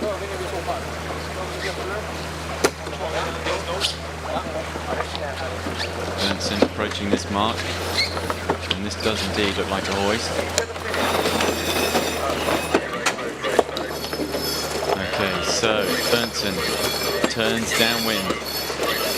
That was in fact a ley line tack. We missed the course change here in the commentary booth. There was a lot going on at that leeward mark. Fortunately, Johnny Bernson didn't miss it. So, actually, I'm not sure that was a course change. Perhaps it was the black one originally. Yeah, Mark, it was the black originally, and not the best choice on Bernson's boat, and Williams, not a bad one to be honest, but a very comfortable lead here at the moment. Still one more lap to go, so still a lot to play for here, and I wouldn't be surprised if you see Bernson just setting up once more to take that left-hand mark and get out to the right as soon as he can. Yeah, once again, it'll be all about defending the right. Bernson leads with the orange spinnaker from Ian Williams, triple world champion with the blue sails. Watch them from the far shore. Williams just chasing up a little bit, trying to get his boat between Bernson and the wind supply. This is going to be hard for Bernson here. He's got to make a call here because he's just starting to come towards the edge of the right-hand current, and as you see now, just jibing, and he should be clear air ahead, so it shouldn't be an issue here. And Williams is jibing with him just to try and affect him, but I think he might have a big enough lead here just to be able to stay with clean air and just sail away from Williams at this stage. So Bernson's choices are always to try and jibe in a position where he has what you call their clean air ahead. That is, that his wind supply is coming from the front of Williams' boat, or clean air behind, which is air supply coming from behind Williams' boat. Where he doesn't want to be is in the wind shadow, where the dirty air is swirling off Williams' sails. Williams putting the jibe in here, just trying to force a mistake from Bernson as they come down. Both of them very anxious to go around the right-hand mark again, I'm sure. The gate's been moved back closer to its original position, so it's a little bit more out of the current this time. Again, 3 laps, remember. Williams has definitely closed this up. I'm sure Hannah has a much better view, but he's done a really nice job here, and Bernson just matching jibe for jibe here. So Williams dictating what Bernson's doing here, and Bernson may be in a couple of minds here of what mark to go around. Be interesting to see what he chooses. Phil, you're absolutely right. The gap has closed up and is closing second by second as we come down here. Williams doing a really nice job of his boat handling and slightly unnerving Bernson and his team. But there they go for the spinnaker drop. and they're going to go around that left-hand mark as we look upwind. So an interesting, different strategy from last time round, and Williams is going to follow him around that mark, but the gap has closed up to probably just a boat length now. Yeah, fantastic job from Williams down that run. Really, really good work. Berntsen putting the tack in straight away. He wants the right still, so I think it's a similar situation that we saw last time when Williams led around the gate and picked this left-hand mark. The reason is that it's been moved so that it's closer to the top mark. It's a shorter distance to sail, and although it takes you a little bit longer to get out to the right-hand side and into the good current, the benefit is there because it's a shorter distance to sail to it. So Berntsen's tactician making the same call that Williams did on the previous race when Williams led and also went around this left-hand mark and then did a quick tack. Nevertheless, the end result is the same with Williams following Berntsen out towards the right. Again, Williams just looking to keep it tight here. I don't think he's going to do anything radical. He's got one more run, he's got one more go at Berntsen downwind. And based on that last performance, if you can keep this close enough up this final beat, he's got a shot at him downwind, Phil. He does. He's going very, very quick here as well. I think maybe just slightly faster on that downwind for sure, and he looks like he's holding on to Berntsen there fairly comfortably. So Berntsen tacking now on what he would call his ley line there, and Williams probably going to put a tack in very shortly behind him here and just try and keep it as close as he can here, and maybe, yeah, for sure, attack on the next downwind run. Right, so Williams rolling into it. If anything, he's gone a little bit further than Berntsen. So I suspect he's judging that Berntsen might be just a little low on that mark, but we'll see. They've got a minute or two sailing over here, so we'll take a quick Facebook and Twitter update from Rachel. On Facebook, Marie Bjorling-Joel says Berntsen's sailing team continue on in this way, metre by metre, match for match. And Anna Kjellberg tweets, the Swedish sailing team in Fremantle are crossing their fingers for Berntsen. All right, so Swedish sailing team, I suspect that's the World Championship, the Olympic classes coming up in Perth shortly. Everybody gathering down there. It's going to be quite a contest over the next couple of weeks, but we are here with the decisive final, the Monsoon Cup, at the end of the World Match Racing Tour season. Ian Williams is the world champion. This man we're with, Johnny Berntsen, is third. One of them is going to add the Monsoon Cup title to that accolade. Is it going to be Berntsen or Williams? Williams 2-0 up, Berntsen match point down, desperate to get this race, to get one back on the board. Williams keeping it really nice and tight across here. And he should, well, it's clear Berntsen still has a good lead from where we are. What's your judgment on it? Has it extended or not? It has a little bit since that bottom mark, of course. Williams forced to just sit in the dirty air of Berntsen, but Williams did a bit of a better job on the ley line, and Berntsen forced to sail slightly higher across this starboard tack over towards the mark than Williams. But right now, Berntsen has extended since that last bottom mark and is going to have a very similar lead to the lead that he had at the last top mark. Can he hang on to it? That is the big question. A nice hoist from Berntsen. Kite goes up on Williams' boat as well. Not quite as good. Not a good set there from Williams. Spinnaker still not filled. Jib in the water. This is all good for Berntsen right now. All right, so we're going to come back. I think another little report from the coach radio. In end of the finish line by 2 to 3 lengths. In end at the finish line by 2 to 3 lengths. That's Ian Barker calling the bias on the finish line to Bill Hardesty and Ian Williams. So the pin is closer. They haven't moved it since the start. That was they tell us trying to entice them to start down there because it's closer to the top mark. It's also closer to the top mark for the finish, Bill. So both boats will be wanting to finish at the checkered buoy if it's close. Yeah, and that's why you just see Berntsen there soaking down and not worrying about Williams here, just setting up for his jibe. So he wants to protect that pin end of the finish line and doing a very, very nice job of it, because it doesn't look like he's lost any distance to Williams here. And he'll be jibing fairly shortly here just to have clear air, sailing a long jibe towards the favoured end of the finish line. Nice job from Berntsen. Berntsen puts the jibe in. Williams goes with him. It's a last attack from Ian Williams. A simultaneous jibe. It's been a big move on the run all afternoon. Executed beautifully every time by both boats. Very rare that you see anything less than immaculate sail handling at this level. Berntsen just about clearing his air. Williams again doing exactly what he did on the last run. Forcing the pace, putting the pressure on, keeping the jibing going. Trying to get Berntsen to make a little error, just to lose a half length here or half length there. Williams rolling back into another one. He's really putting the squeeze on here, Phil. Yeah, absolutely. Mark, he's just dictating Burnson again. I think Burnson made a little mistake there by following suit and jiving with him there. So I think if Burnson had just extended a little and just gone clear behind, he would have been protecting this pin end of the line. And I would say, Burnson, keep going here, boy. Yeah. Keep trucking. Burnson one jive away from the finish. He can take clear air behind Ian Williams. So Ian Williams jiving again, trying to fake Burnson into going with him. Burnson isn't having any of it this time. He's just going to sail out to this side of the course, do one more jive and finish at this biased pin end. Now Williams will come across on starboard this one last time. That's his advantage for getting out to that side. If he can get close enough to Burnson, he will have the right of way, but I don't think it's going to be enough. No, it's not. Too little, too late for Ian Williams. Any moment now, for the first time in this race, we're going to see the flag. There'll be a blue one that tells us that Johnny Burnson, yes, the Swedes, very, very happy. They've got one back. It's 2-1 to Ian Williams in the final of the Monsoon Cup. Johnny Williams pulls it back from match point.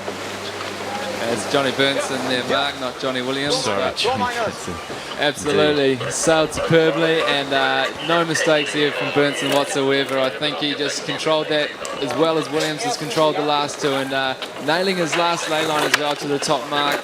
0 errors. Well sailed, Burnson. Yeah, great work from Johnny Burnson. Hannah's on board with him already. We'll see if we can get a quick word. Yeah, just on board very quickly. I know it's a very short turnaround. Johnny, whoo, 2-1. Yeah, it feels great. Finally, we got the start, and he did the same mistakes as we did before, and yeah, it was good. And the start was deciding, and he kept the match close all the way around, and yeah, we're happy about the point. And you think you can keep going? Of course, it's only two up now, so yeah, go for it. Okay, Johnny Burnson there taking one back against Ian Williams in the final here. All right, thank you very much, Hannah. So, as Johnny said, it's all about the pre-start.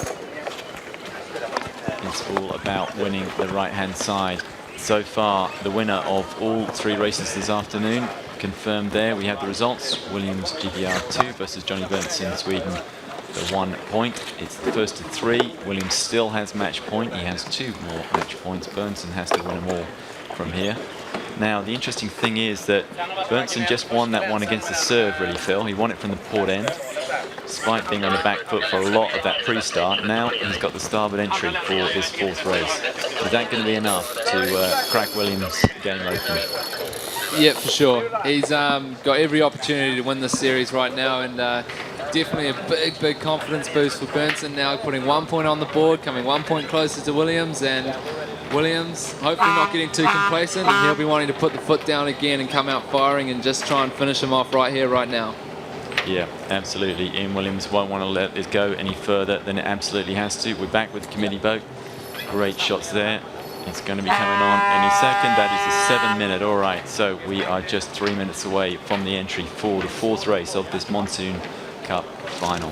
A fantastic day here at Kuala Terengganu. It's just been a beautiful week. We had some action earlier on in the week with some squalls, some real monsoon weather, but it's cleared up quite gorgeously today. It's an absolutely stunning day. We've got perfect breeze.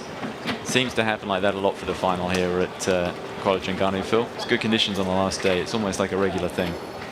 It is. It puts it on the city, and great location.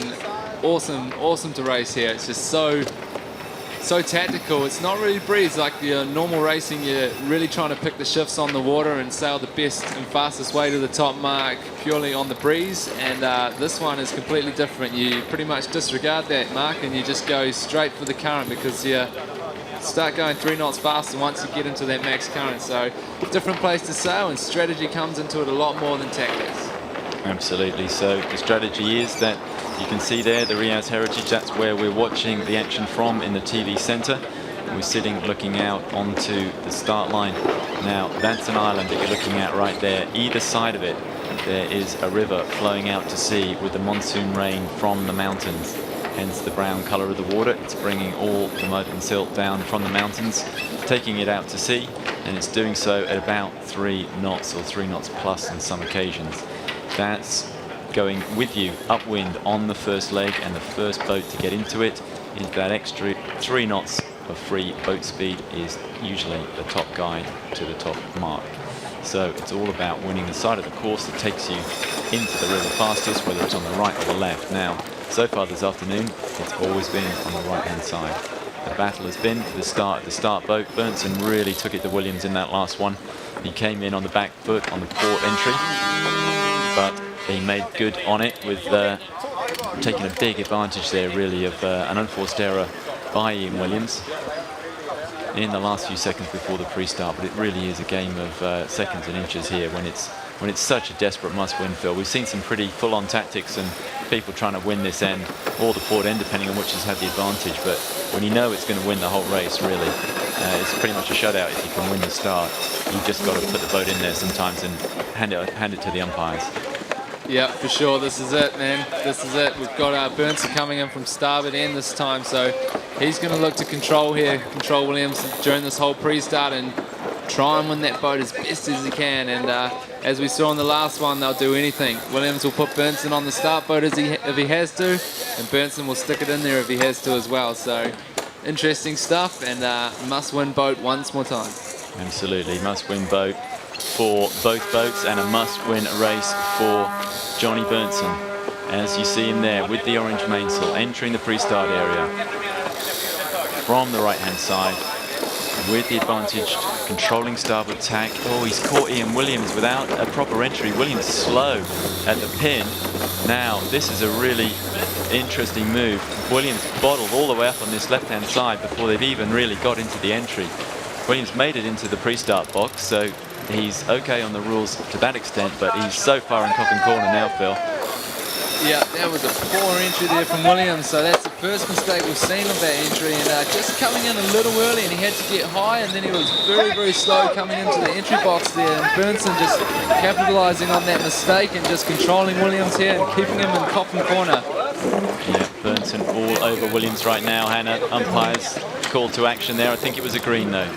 Yeah, but Berntsen's still holding his protest flag up in the air. The umpires are still discussing it. They're getting on the radio. They need a second opinion. What's going on? It's going to be a green flag. But Berntsen's still all over Ian Williams at the moment, trapped out on that left-hand side with nothing to do at the moment.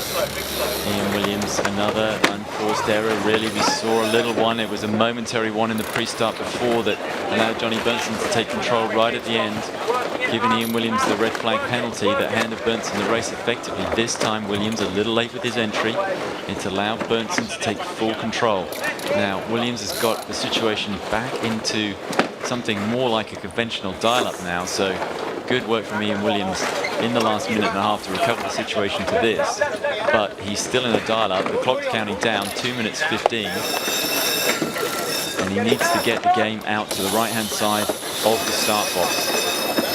Berntsen breaking off now pretty quickly onto port. If he can get away, he may well be able to come back and have another go at Ian Williams. I wouldn't be surprised if he comes around and jibes again. Ian Williams still in trouble here. Yeah, Williams slow onto port tack, slow to accelerate. Berntsen sailing away from him. He's got time, I think, there, Phil, to come back at him if he wants to. Yeah, it's 50-50 here, and he's not confident he can get him, so Berntsen now just saying, I've done enough, I've slowed down the game enough, there's a minute 38 left, so I'm just going to sail away, set up for the boat start, and try and nail that instead of trying to nail Williams. It would be a 50-50 manoeuvre there, and if he doesn't pull it off, then he's going to lose the start for sure, so deciding against it and just going a bit more conservative, setting up for his start and his final approach into the line here. Okay, so Johnny Berntsen choosing the low tariff manoeuvre. He's going to come out here to the right-hand side, and it's all about the time. He has to pick this time that he turns back absolutely bang on. He has to leave Ian Williams with an absolutely dreadful choice to go inside him and not have enough time left, too much time left to burn before they hit the line, or allow Ian Williams to go past him and try and push. So there it is. Berntsen has jibed. What's Williams going to do? He's not going to go inside him. He's not going to take the invitation. Going to jibe round and come up. Berntsen also deciding now that there is plenty of time to kill, and no kidding, there may be 10-15 seconds on the boat with 38 on the clock. Yeah, this is all about who can keep their speed on. Just calling 15 seconds to boat though. Okay, calling 15 seconds to boat, that's the word from Hannah. There's less than that now, it's 10 or even 5. Berntsen leading back. Williams tailing him, pushing him hard. It's all about the right, remember. Burnson turns up, Williams decides to go inside in 16 seconds. Oh my goodness, there's no room in there. They both got a lot of pace on, a lot of speed on. They're both going to go over the line. We'll hear from the umpires shortly, I'm sure. Williams pinned in by the committee boat. Both boats stalled. Yellow flag. Burnson picks up the penalty this time. All right, we will try and set up a replay of that more extraordinary action in the pre-start. Desperate efforts to win the right. Williams has it, and Burnson has the penalty, Phil. Here we go again, Johnny Burnson tacking the port right in front of Ian Williams. He's already got one penalty. That was a really unforced error from Johnny Burnson. That's got to be a second, surely, Hannah. Green. Okay. All right. How does that work? I'm not sure. Two big incidents there. Craig Mitchell, as the boats split, Ian Williams is going right towards what we think is the favoured side. Johnny Burnson is now taking the left. There'll be a split for a while. We have time for this replay. Craig Mitchell, talk us through it. Yeah, we've got Johnny Burnson left of the picture here on the yellow boat. They both come in. Williams just going in between him and the committee boat, and Johnny was shouting at him. Johnny then starts to tack here, so he's now the giveaway boat, and he's just, he's put himself there. So, I think it's a pretty clear-cut one there that he's... Johnny Burnson's error is tacking to port. If it held it had to wind, then Williams would have had... Absolutely, and both boats were probably tacking there. And so if you're on the right, you're in the right. Okay, but if Burnson hadn't gone through head to wind and had just stayed head to wind and drifted up towards the line, Ian Williams would have been the giveaway boat. Absolutely. And Ian Williams would have been in trouble. So a tiny error from Burnson, flopping onto port tack, the giveaway tack, it actually gave the advantage and the penalty to Johnny Burnson, the advantage to Ian Williams and the penalty to Johnny Burnson. Absolutely. All right, thank you very much indeed, Craig Mitchell. So watching all that with his heart in his mouth, Phil Robertson, what was your take on it? Well, magnificent, that's for sure. For me, looking down on this course in this pre-start area, it just looked like Johnny did a little bit too much too late there in that pre-start, and he was sailing away in control, and Williams maybe just baiting him up towards that line very well, and Burnson just getting probably a little bit jumpy on his final approach in and ended up there 15 seconds early. So well done, Williams, and Burnson just throwing everything at him there. Would have been interesting if he had held head to win, because I think they both might have just drifted over that start line, and maybe Burnson would have had the upper hand. So I think he did a superb job that whole pre-start, keeping Williams in control and keeping him out from the start. And then, as we saw the last one, lost it in the last 5 seconds. Yeah, it's an absolute game of seconds and inches here. It really is. In both cases, in both of the last two starts, the controlling boat all the way through has lost it in the last 15 seconds. The advantage is switched. Now we have both boats still, they've taken out to the opposite sides of the course to find a good positive current on either side. Johnny Burnson is tacked. There he is in the picture. I can see that Ian Williams is tacked on the other side of the course. They are closing. Hannah, I'm thinking it looks like it's going to Ian Williams. Yeah, well, they're going to the yellow mark with the red stripe through it, remember. So Ian Williams looks like he's got that ley line pretty much all set up. He is coming across the course with a huge amount of pace as well. And as we get further up towards this mark, Burnson is just dropping off and dropping off and dropping off. And it is Williams all the way. Ian Williams in control of race 4. He's at match point, remember, he's 2-1 up. Williams in the light blue, greenish mainsail on the right of your picture. Johnny Burnson with the orange mainsail on the left. This is the big cross, it's the first cross. They've been all the way out to the opposite sides of the racetrack. Burnson looking for a sniff of something on the left. He knew he had lost the start. That's the first cross. It's all about Ian Williams.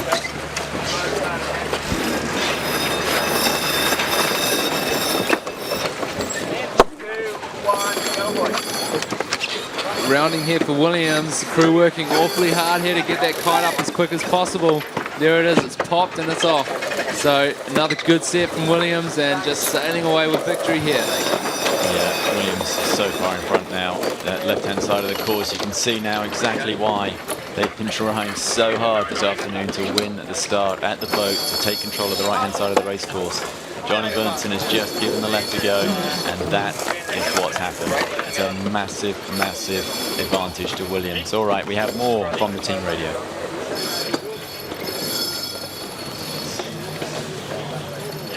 meters to the tide line. Okay, that's the call for Ian Barker talking to Bill Hardesty on Ian Williams' boat. The tactician is telling him he's got 50 meters to go until he hits the tide line. The tide line is adverse. It's against them on this leg. We'll see Ian Williams jibe shortly, I'm sure. But I think we have a replay for that second penalty, which is Johnny Berntson's tack to port. Now, this is going to be an interesting one. I can't wait to hear about this one from Craig Mitchell. This was a green flag, wasn't it? This one. So you got Johnny Bernton left of the picture here, and he goes in for attack here. Obviously thinks he can make it across. But you see that movement there from Williams in the green sails. Williams comes up, and when he alters course, when he's the starboard boat, he's got to give room to keep clear. Now, him giving room to keep clear could be that he keeps going. Berntson's got to keep clear, so he then tacks back. But Bernton has got, Williams had to give him room to do that because of his alteration of course. So they come down to a green flag for that. Huge mistake, really, from Ian Williams to alter course there. He just didn't need to do it. He had, by my eye, he had Johnny Bernton absolutely dead right to right on port in front of him, stone cold sober. If he'd just carried on, it probably would have been a collision, or Williams would have had to avoid him. Williams would have got the penalty, the second penalty. Sorry, the second penalty? For sure. A penalty, for sure. Exactly. All right, so it is more team radio next. It's all happening thick and fast. Okay, Bill, they've moved this leeward gate, they've moved the left-hand one, so it's a lot closer together, and there's probably about a boat length, the right-hand one is a boat length closer, over. Okay, so Barker tends to talk about them flipped, so that they're looking for the guys on the boat looking downwind at them. That was Ian Barker talking to Ian Williams, and I think he's now saying that the left-hand gate, he called it the right, but it's the left-hand gate as we look at it, is the closer one to Ian Williams as he comes down here with the blue spinnaker. So we also, I believe, have a change, of course, to the black mark. That's the one we've been going to most of the time. As we see Ian Williams jibe with the blue spinnaker, but Johnny Bernton trailing in his wake, really, Hannah, not making any gains here at all. No, really not. And you can see the body language of the guys on board. You know, it's just, they know that the opportunity for victory here in Malaysia is slipping out of their reach moment by moment. Of course, they're still trying. Of course, they're doing everything they can. But it must be so hard when you're behind to really keep pushing. Something could still massively happen. Ian Williams could have an absolute shocker, get caught on a mark, touch a mark. Who knows? So it's not over till it's over. But in terms of potential for catching up, it's not easy for Bernton right now. No, absolutely. So we have the attack here from Ian Williams. He had to go a little bit further than he'd have liked because Johnny Bernton is coming down towards him with the right-of-way. Both boats electing to take this left-hand mark. It's the closer one to them, as we heard the call from the coach radio there. So Bernton goes around in Ian Williams' wake. Just 2 laps, so just 1 to go.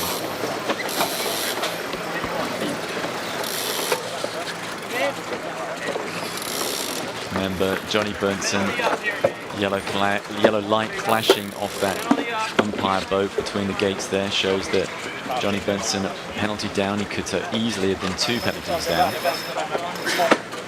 because of that second incident that we just saw green flagged, and Craig was absolutely right to call it. When I saw it, I thought that Williams had Bernton absolutely dead to rights.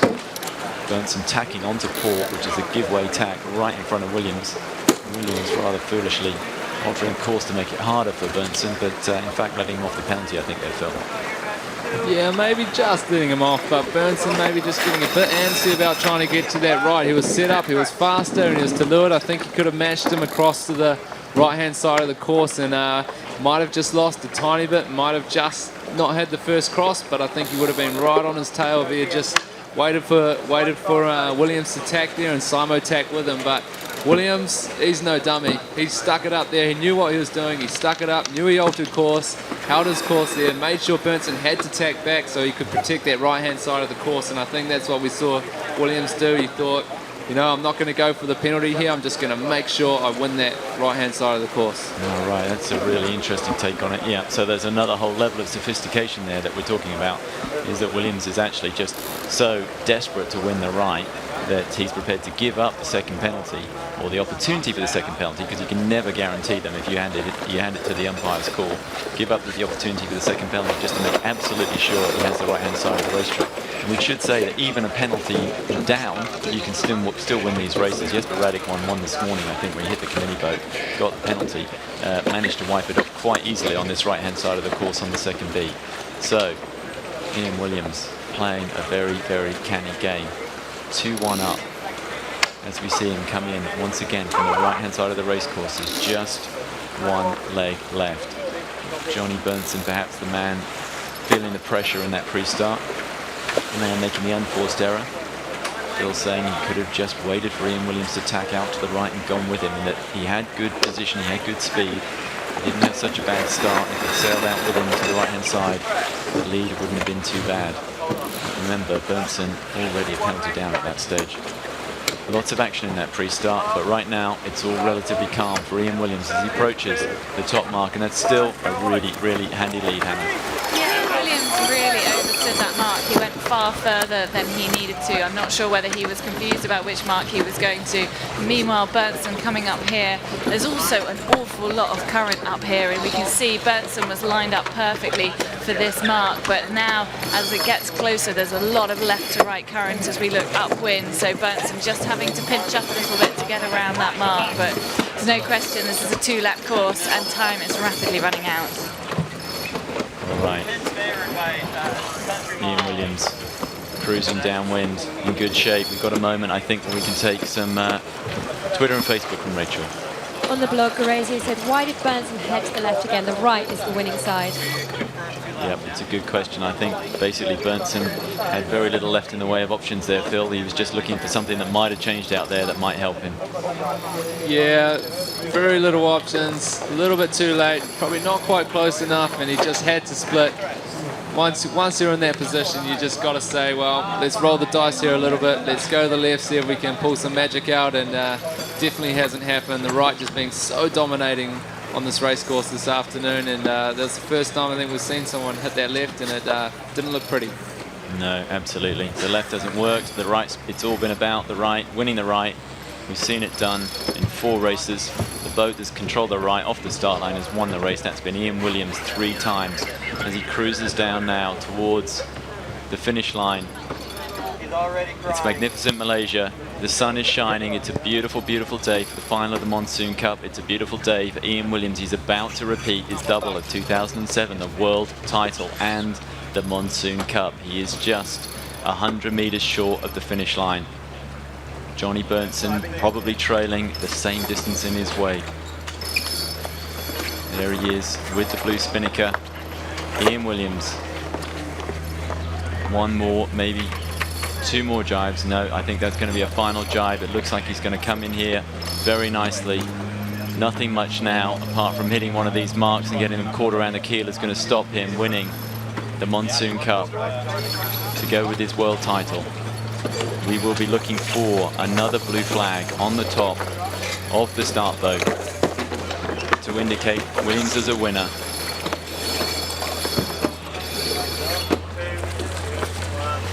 Here he comes. Spinnaker down. No stress. There's the pin. There's the finish mark. There's the finish boat. There is the blue flag. Ian Williams, Monsoon Cup champion, triple world champion. This time the pressure really is off. You can see a proper celebration. They were so cool when they won the world title. Now you can really see Ian Williams is absolutely delighted. That is a fantastic display of match racing from the triple world champion, Phil Robertson. What can you say? Wow, too good. Too good, wasn't he? He's just put the world title behind him in that quarterfinals, and now it's just barely even dropped the race going on from there on in, and pressure was off, I guess, and he's just sailed superbly this whole final series. A lot of people have criticised Ian Williams for his overcalm demeanour, but man, is he a happy boy now. Hannah, I think you're going to be with him shortly. Yeah, I'm with him right now. Ian, you've done the double world champion and champion of the Monsoon Cup. How does it feel? Feels pretty good. Oh, come on, give me something better than that. No, amazing. I mean, yeah, we didn't show a lot of emotion yesterday because we still had a job to do. We were desperate to win this event as well, and it's fantastic to have come through. Johnny did a great job. He's been really winning a lot of starts this week, and he was the guy that really tested us in the starts. And they were really hard fought, as you could see. But we just, I think, had the edge on them in the end, and got it 3-1. Absolutely, absolutely incredible. Both of those trophies are yours. You did it a few years ago. You're back here. You've done it again. Return to form, Ian Williams. Yeah, absolutely. And I can't say enough about these guys. They've done a fantastic job. This team has won every event it's done. And so hopefully we can keep it together and on into next year. Okay, I'm just going to have a quick chat with Bill Hardesty, tactician. Bill, it was the right and you got it most of the time. Yeah, you know, but the starting was key. Ian did a great job in the start. And you know, like Ian said, this team is amazing. I've sailed with Jerry over the years, you know, four or five different years. And I think we've won every event with Jerry and Mal and Matt, and I sailed with Matt. He's from San Diego, one of my close mates, and they're just spot on. You know, you can't replace these sort of guys, and it's been great. Okay, absolutely amazing, guys. I'm just hearing. Could you keep your mainsail up, please?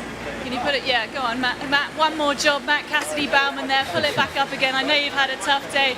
Mal Parker as well, Bill Hardesty, tactician, Jerry Mitchell on main sheet, and of course Ian Williams, third triple world champion and now winner of the Monsoon Cup here in Malaysia. What a fantastic year for Ian Williams, representing Britain and team GAC Pindar. Of course, Williams, after dominating the tour for 2 years, double world champion 2007, 2008, a bit of a dip in form in the last couple of years.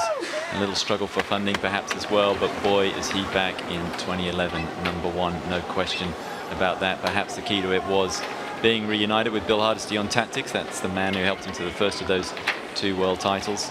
And for sure, they have dominated this year. 10th in France, it really wasn't a good beginning, but from then on, 3rd in Korea, 1st in Portugal, 1st in Sweden, 3rd in San Moritz. That is quite a succession of results alone. 7th in Bermuda, a little slip, but then 1st again here. So, Phil, 3 bullets and 2/3. It's not bad, is it?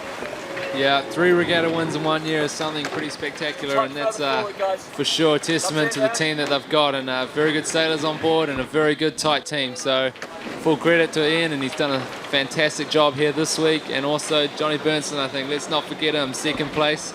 Another great effort. That's 2 second places in the last 2 events for Johnny, and I'm sure he'll be coming back next year hungry for a title victory. Okay, Johnny Bernson, of course, he's also had a great year, as you say. Very different year for Johnny. France, he wasn't there. Germany 9th, Korea 7th, Portugal 4th, Sweden 9th. It was all looking a little average until he turned up in Bermuda and just blew everybody away with once again a great performance to get into the final, and 2nd place in Bermuda to Torvar Mirsky. But it's 2 second places, it's 2 finals on the trot, which is great, not easy to achieve on the tour, but another second place for Johnny Bernson. First year with a tour card. Really good opening year for Johnny to be on the podium.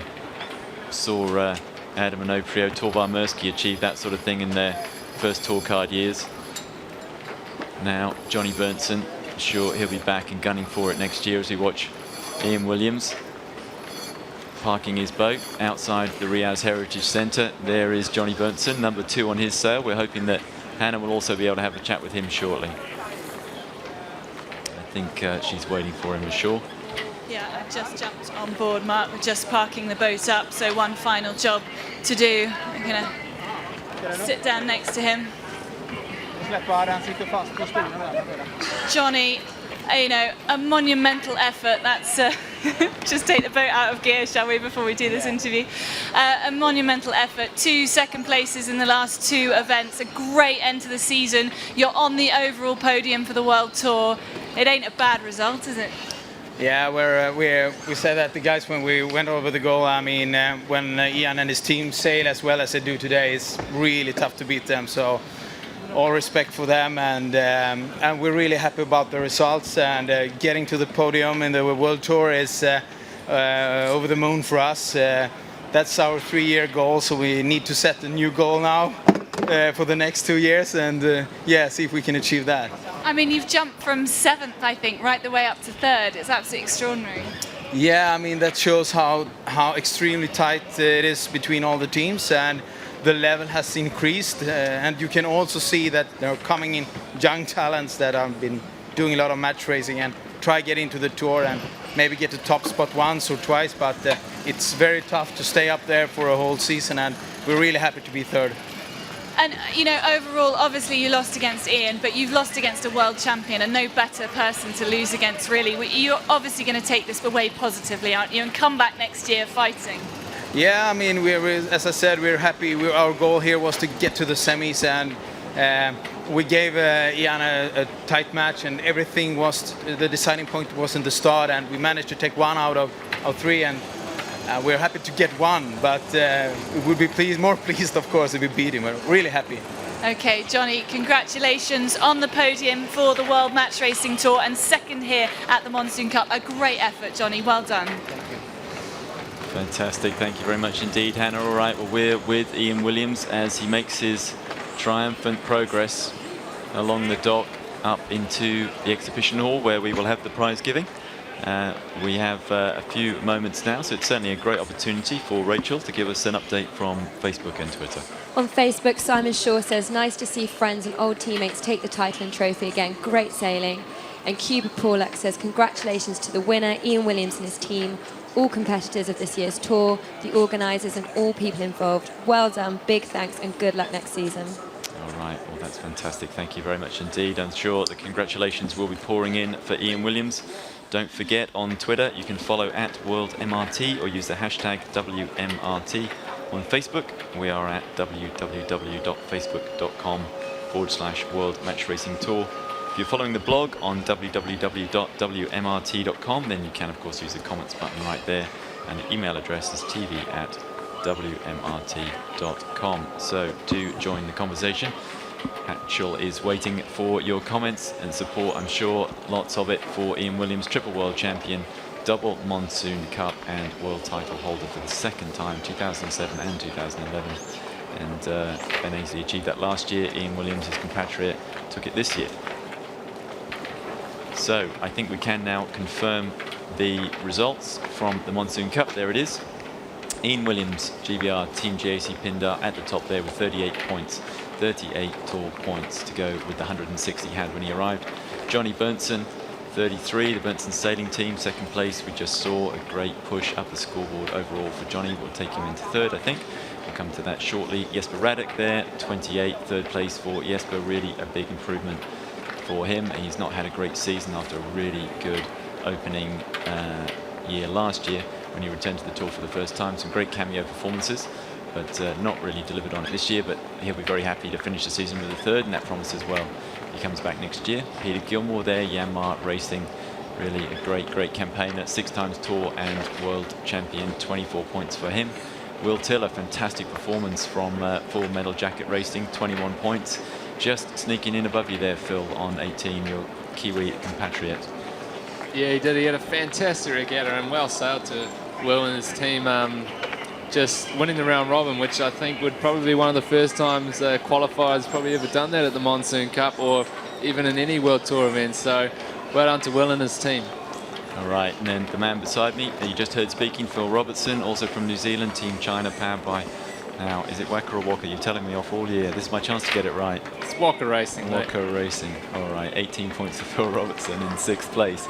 Bjorn Hansen, Sweden, Mekonomen sailing team, 15 points in 7th. Francesco Bruni there with 12 points in 8th. Bruni, of course, coming into this in 2nd overall, and really interesting to see him tied there to Torvar Mirsky, 3rd overall, coming in to the Monsoon Cup. Both of them really failing to deliver at this final regatta at the end of the season. Bruni in 8th, Mirsky in 9th. And that will have an effect on Bruni's overall. It actually doesn't have an effect on Bruni's overall position. It certainly does for Torvar Mirsky, as I think we will see next. Matthew Richard, Damien Yell, it's really not been a good year for France. Not a good Monsoon Cup for France. Certainly 3 points for Matthew, none for Damien Yell or Jeremy Koo there in 12th place with 0 points for the local qualifier from the Malaysian National Championships. All right, that's the Monsoon Cup. I'm hoping we have the overall tour leaderboard next. There it is. It's a year of spectacular effort by 10 teams, 9 tour card holders, and Bjorn Hansen there doing a tremendous job all year, all of them. That is how it settles out. Ian Williams utterly dominant in the end at the top with 144 points. Now that's a really impressive win for Ian Williams. Francesco Bruni holding on to his second place with 112. Despite that 8th place at the Monsoon Cup, Johnny Berntsen pulling all the way up from 7th with that 106.2, the 33 points he got for second place here this afternoon. Torvar Mirsky, the Wave Muscat, dropping from the podium for the first time in 3 years. Mirsky second and third in the last couple of years, doing a great job as one of the new arrivals on the tour in the last couple of years. This year he'll be so disappointed with that result. I mean, he came here with a real chance to win it, but slipped it away from him in the qualifying when he didn't make it through after that spectacular race against Francesco Bruni at the end of qualifying. So Torvar Mirsky 4th, Peter Gilmore in 5th there, slipping down 1 place from where he arrived at the Monsoon Cup. Jesper Radic, I think he moved up. Great result for Jesper at the end here, pushing up to 6th, Bjorn Hansen in 7th, Damien Yell in 8th, and Phil Robertson in 9th there, the man beside me. How you feel about that, Phil?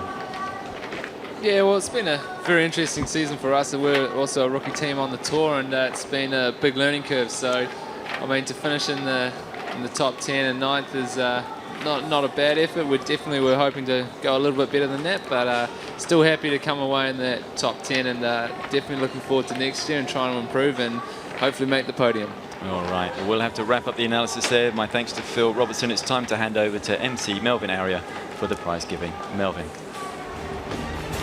The mock check of 155,000 ringgit Malaysia to Jesper Radic of Denmark and his crew members, who makes up Adrian Lee and partners.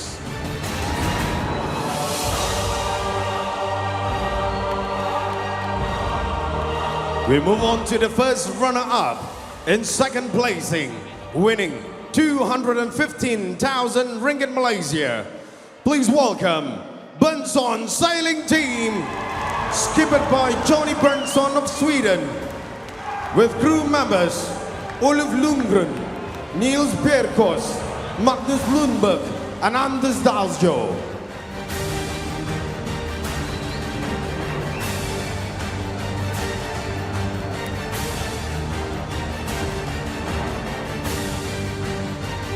The mock check again presented by Yang Mabrahorma Dada Sri Ahmad Said, the Chief Minister of Terengganu, to Johnny Berntsson of Sweden, skipper of the Monsoon Sailing Team.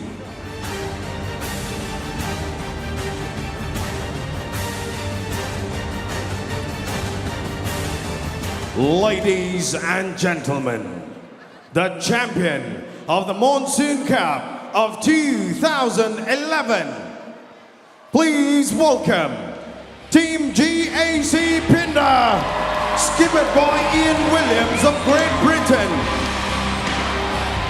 with crew members Jerry Mitchell, Mel Parker, Bill Hardesty, and Matt Cassidy. The Monsoon Cup trophy goes once again to Team GAC Pindar. And it is raced for the second time here at the Monsoon Cup by Ian Williams of Great Britain.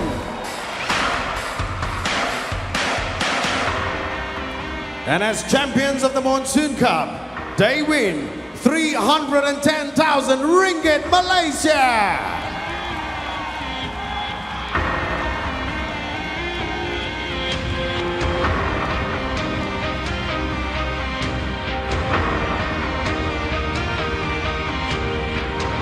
Ladies and gentlemen, the national anthem of the champion of the Monsoon Cup of 2011, the national anthem. of Great Britain.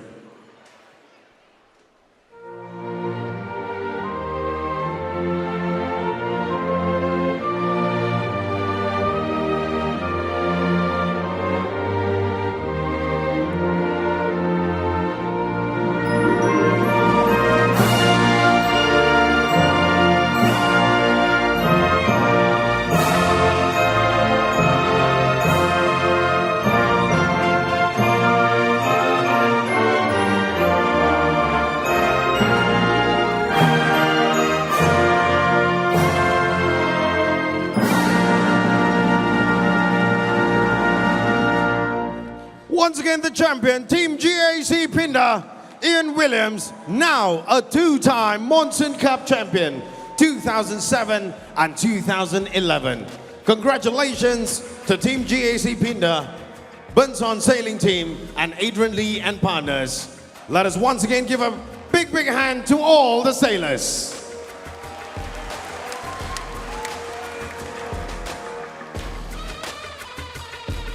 In a moment, we will be moving on to the prize-giving ceremony of the International Sailing Federation ISAF World Match Racing Tour Championship of 2011.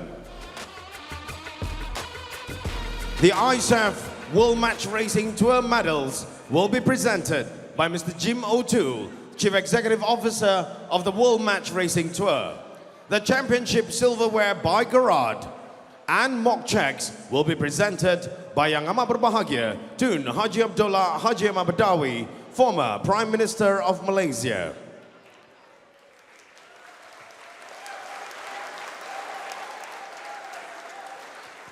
Second runner-up, in third place, the bronze medalist of the ISAF World Match Racing Tour Championship of 2011, winning $70,000 US from the tour overall prize pool. Please welcome Monsoon Sailing Team, skippered by Johnny Benson of Sweden, with crew members Ulf Lundgren, Niels Berkos, Magnus Lundberg, and Anders Dalsjo.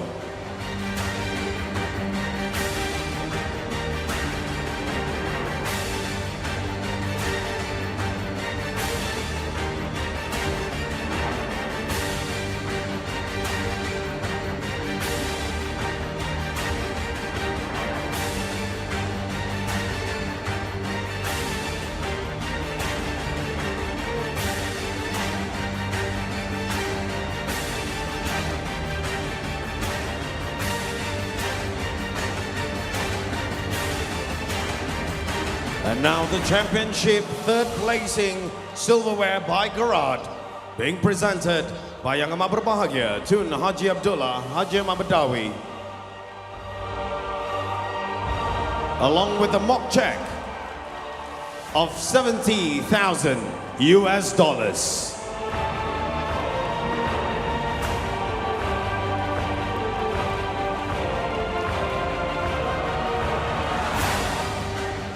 The first runner-up in second placing, the silver medalist of the ISAF World Match Racing Tour Championship of 2011, and winning $80,000 US from the tour overall prize pool. Please welcome Bruni Racing Team, skippered by Francesco Bruni from Italy, with crew members Massimo Bortoletto, Pierluigi De Felice, Pietro Mantovani, and Matteo Alguadro.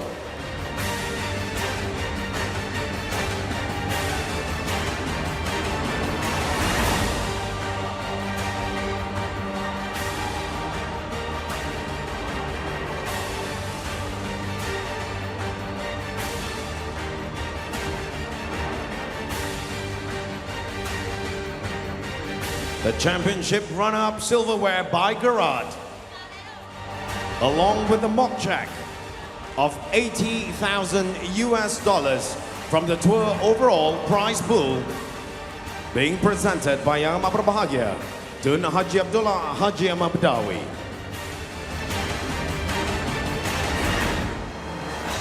Ladies and gentlemen, the champion of the ISAF World Match Racing Tour of 2011, please welcome Team GAC Pinda, skippered by Ian Williams of Great Britain, with crew members Jerry Mitchell, Mel Parker, Bill Hardesty, and Matt Cassidy once again.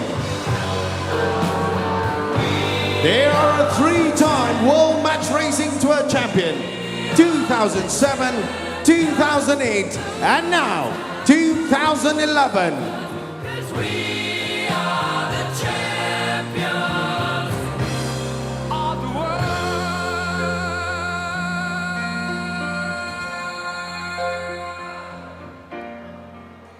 Yang amat berbahagia, Tun Haji Abdullah Haji Mabdawi will now do us the honors of presenting the new World Match Racing Tour Trophy by Garage to the new ISAF World Match Racing Tour Champion of 2011, skipper Ian Williams of Great Britain.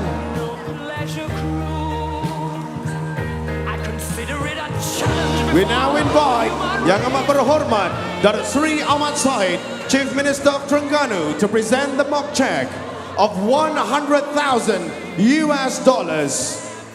from the tour overall prize pool that goes to the champion. Ladies and gentlemen, Team GAC Pinda, the new ISAF World Match Racing Champion.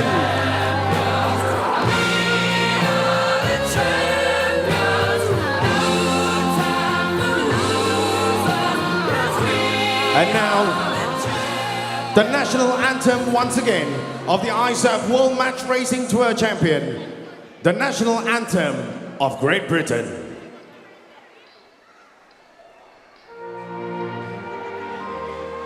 Is Ian Williams crowned as world champion and Monsoon Cup champion for 2011, and this is how it was all won and lost.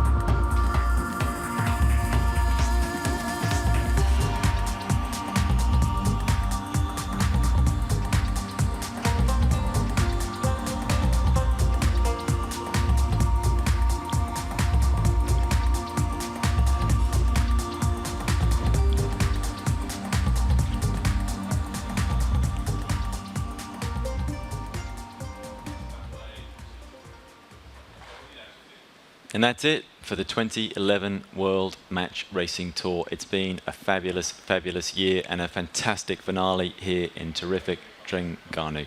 We have a brand new 3 times world champion and a great new Monsoon Cup champion in Ian Williams. once again achieving the double that he first completed in 2007. The tour will be back in 2012 with all the stars and all the action, but for now, I've been Mark Chisnell, and from Craig Mitchell, Rachel Hobday, Phil Robertson and Hannah White, it's goodbye.